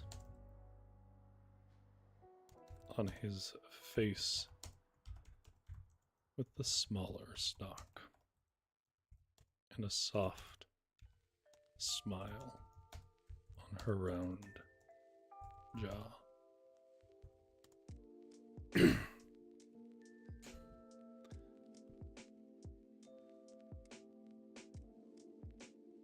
Felix did the only thing he felt he could. He bit down as hard as he could.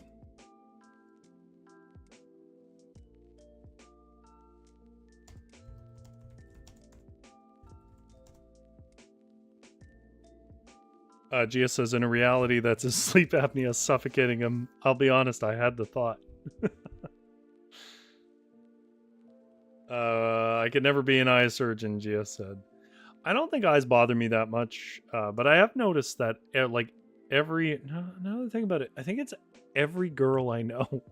Maybe it's a very girl-specific thing. I don't know. I'm sure there's guys that have problems with it too, but I don't have that much problem with it.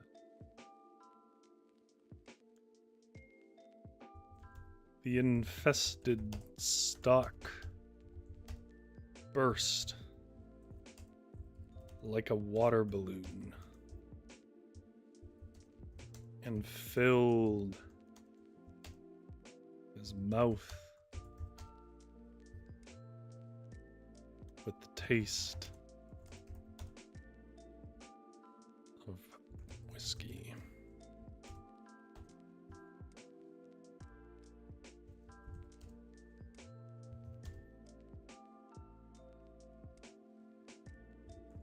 Then his phone buzzed. And he startled upright in his chair.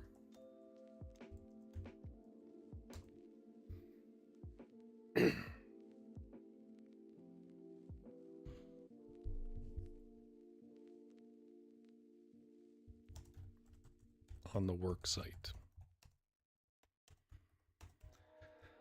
It was nearing dawn, and it was time for his last check-in before the workers arrived.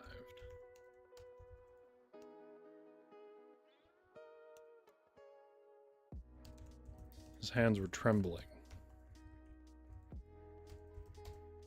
and his body was soaked in sweat. He had fallen asleep again. The disturbances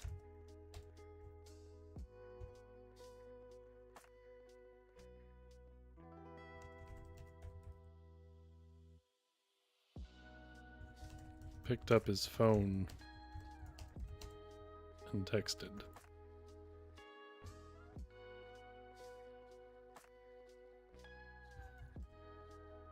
Hey, I had a dream about him again.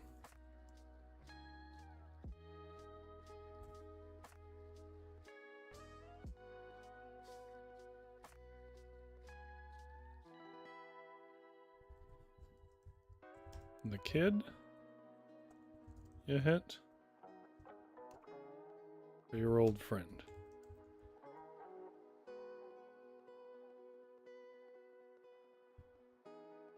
Both, I guess.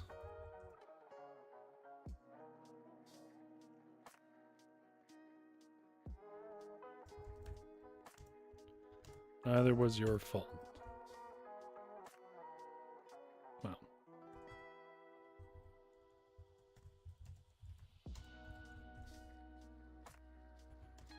One was the booze, and the other was because,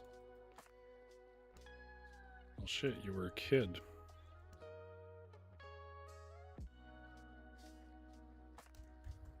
Have you been drinking?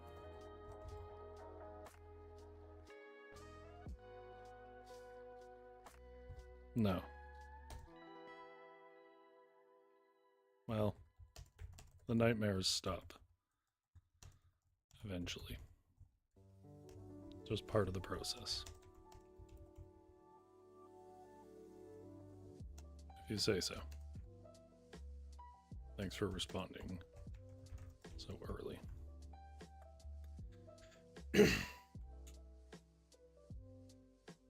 Gia said that's quite the shot of whiskey, yeah. There you go, I made it a story.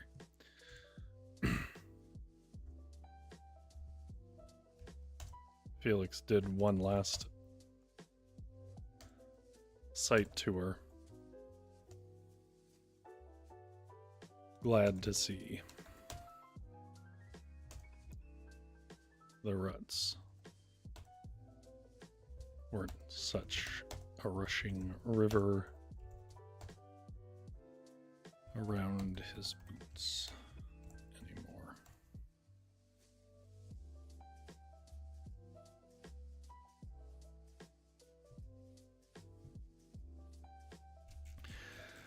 All right.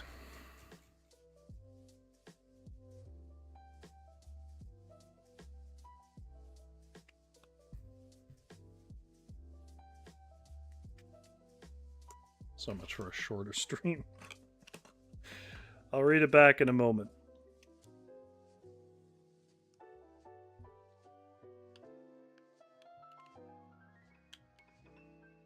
I felt like this is probably not going to be a very popular stream, so maybe I would get away with something a little more literary.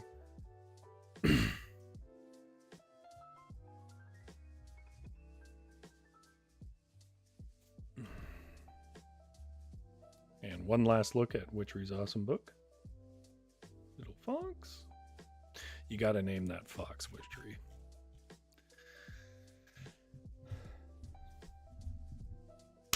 If you're coming to this part of the show, it's because you just want to know what we came up with, and what we came up with was something based on the game Alone in a Nightmare, which is based on the game Alone Amongst the Stars, which was a game designed by Takuma Okata, which requires us to take prompts by pulling cards from a deck and rolling a d6. If you want to know how it works, it's at the beginning of the stream where I explain the rules. They're pretty basic. If you've ever played an Alone in a blank game, they're all the same rules. This one's about constructing a nightmare. And I won't say much more on that other than to say, content warning, It's kind of gruesome, especially if you don't like eye stuff. This is not the right music for this. Let me put on my Halloween stuff. There we go. The rain was filling the ruts in the gravel road until they resembled a pair of muddy rivers. They frothed around Felix's work boots like rapids winding down an Amazonian mountain in between grand old trees. It was hard to see much beyond his feet, as the clouds had covered the moon, and there was only one buzzing old light for the whole work site. No one was here this late either, of course, and Felix had his standard issue flashlight, so he didn't technically need more lights. Still, it would have been nice not to have been an island in the void of the night. He scanned his flashlight across the fence line, settling on the front gate for a moment. Nothing moved, no eyes glinted from the shrubbery, and no strange cars were double parked. So he pulled his notebooks, with waxy paper made for the rain, and noted the inactivity and the time. Felix then turned to walk back to the site's portable, his makeshift office for the night, where it was warm and his laptop was booted up with torrents of old television. But he couldn't find it. It should have only been 20 or 30 meters back from where he was, but instead his light glinted off the raindrops and revealed only an endless night. He jogged forward, assuming it must have simply gone farther out than he'd assumed. Proportions are different from day to night. Yet even in a full sprint, he only found himself among darkness and gasping for breath. For a moment he leaned on his knees and felt his body pulse with his struggling heart. When he looked up, he saw a child. They were standing between the rivers in dirty clothes. They were watching him. "Heyo, you're out late, kiddo. Everything okay?" Felix called. "My teeth are loose," the child responded and began to weep. Felix furrowed his brow, but plastered on an inviting smile. Hey, that's okay, buddy. We all lose our baby teeth."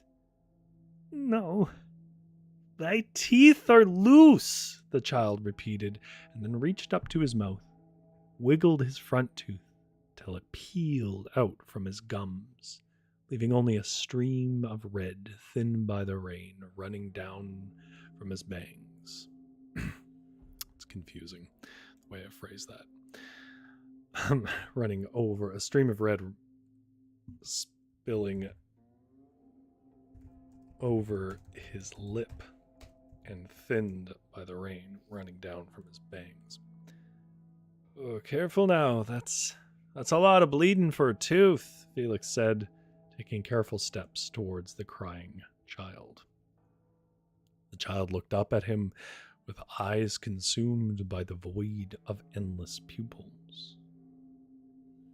There was fear in the fixation of the child's wincing mouth, and yet it was as if they were compelled to pull another tooth free, drawing yet another stream of blood over his quivering lips. It was as the child pulled the last tooth from his bloody mouth. It was when the child pulled the last tooth from his bloody mouth that he began to scream at Felix and ran towards him. Felix, if only for no other reason than being deeply confused, turned and ran as well. His flashlight dipped side to side as he jogged along the ridge between the tire track rivers, though now those rivers swirled red from the spilling blood of the child's mouth upstream. Those are prompts. Felix could hear the screaming of the child echo off into the surrounding forest.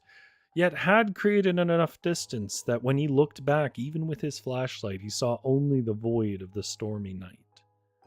The rain was coming now in streaking waves on gale breezes. The red rivers of the road were rising and turning ever more crimson. The gravel of the construction site for which he was the night watchman was no longer visible. Instead, a tide of blood ran around his ankles and across a shore of children's teeth still stuck with the meat of their gums. What the hell? Cried Felix, who stumbled back from this terror. He slammed against a concrete seawall that held back this rising tide.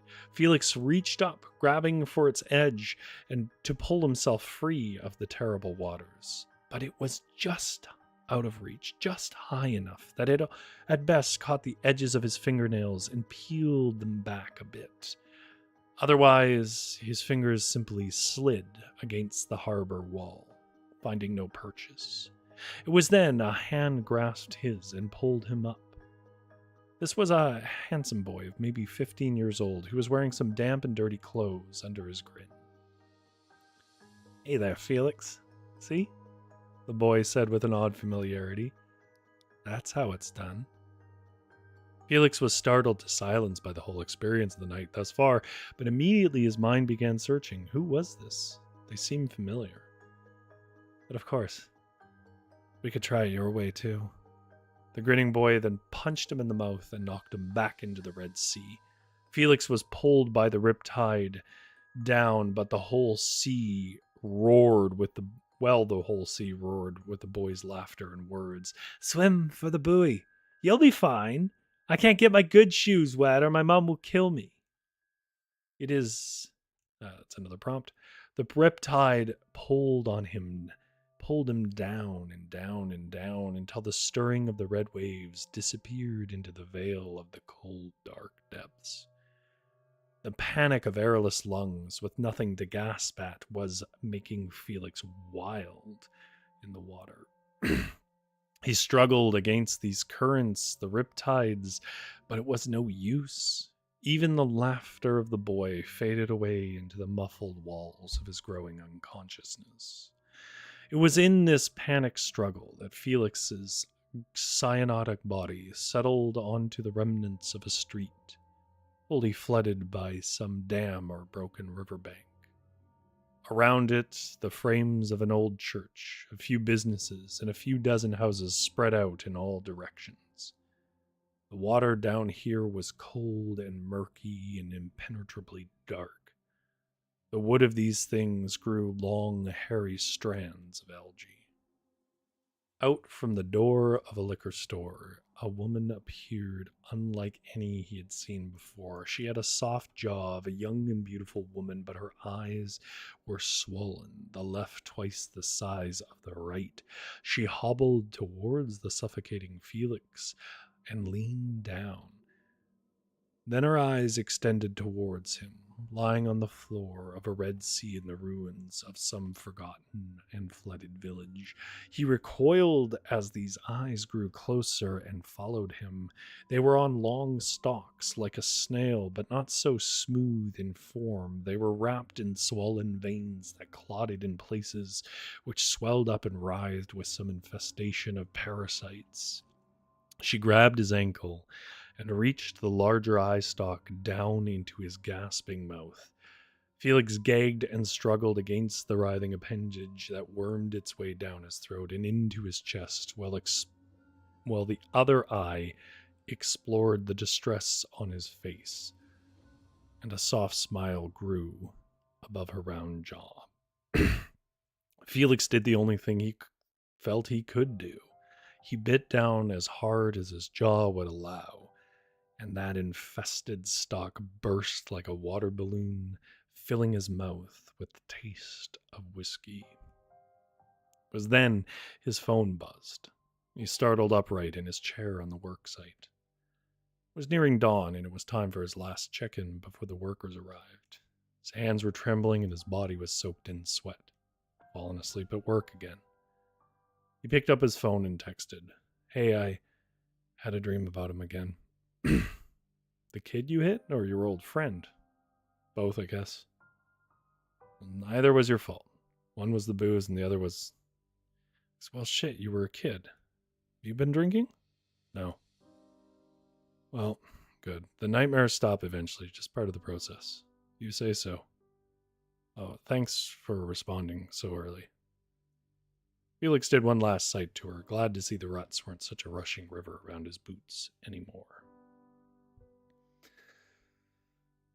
And we're talking about flying in dreams.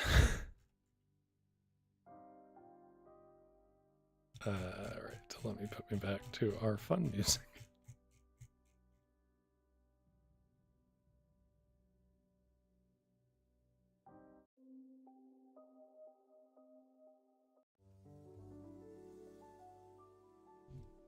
Alright.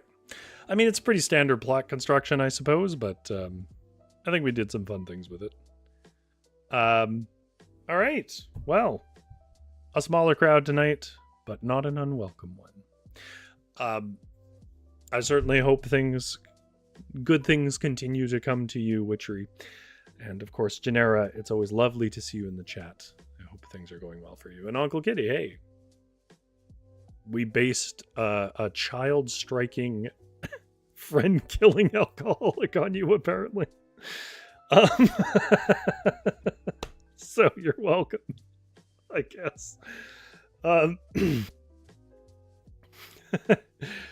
Witchery says, great nightmare, Rory. Thanks for the stream and the teeth horror. Yes, hopefully at least one person has a real nightmare about it, and then my job has been done.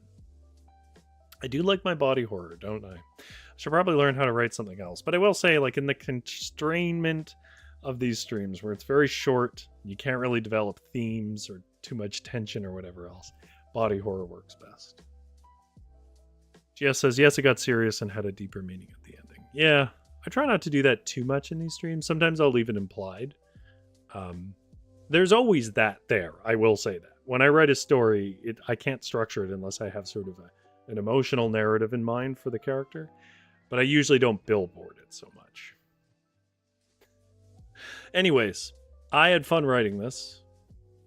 I don't know what game exactly I'm going to do for the Halloween stream, which isn't, I believe, next week. I think it's the week after. Let me double check that.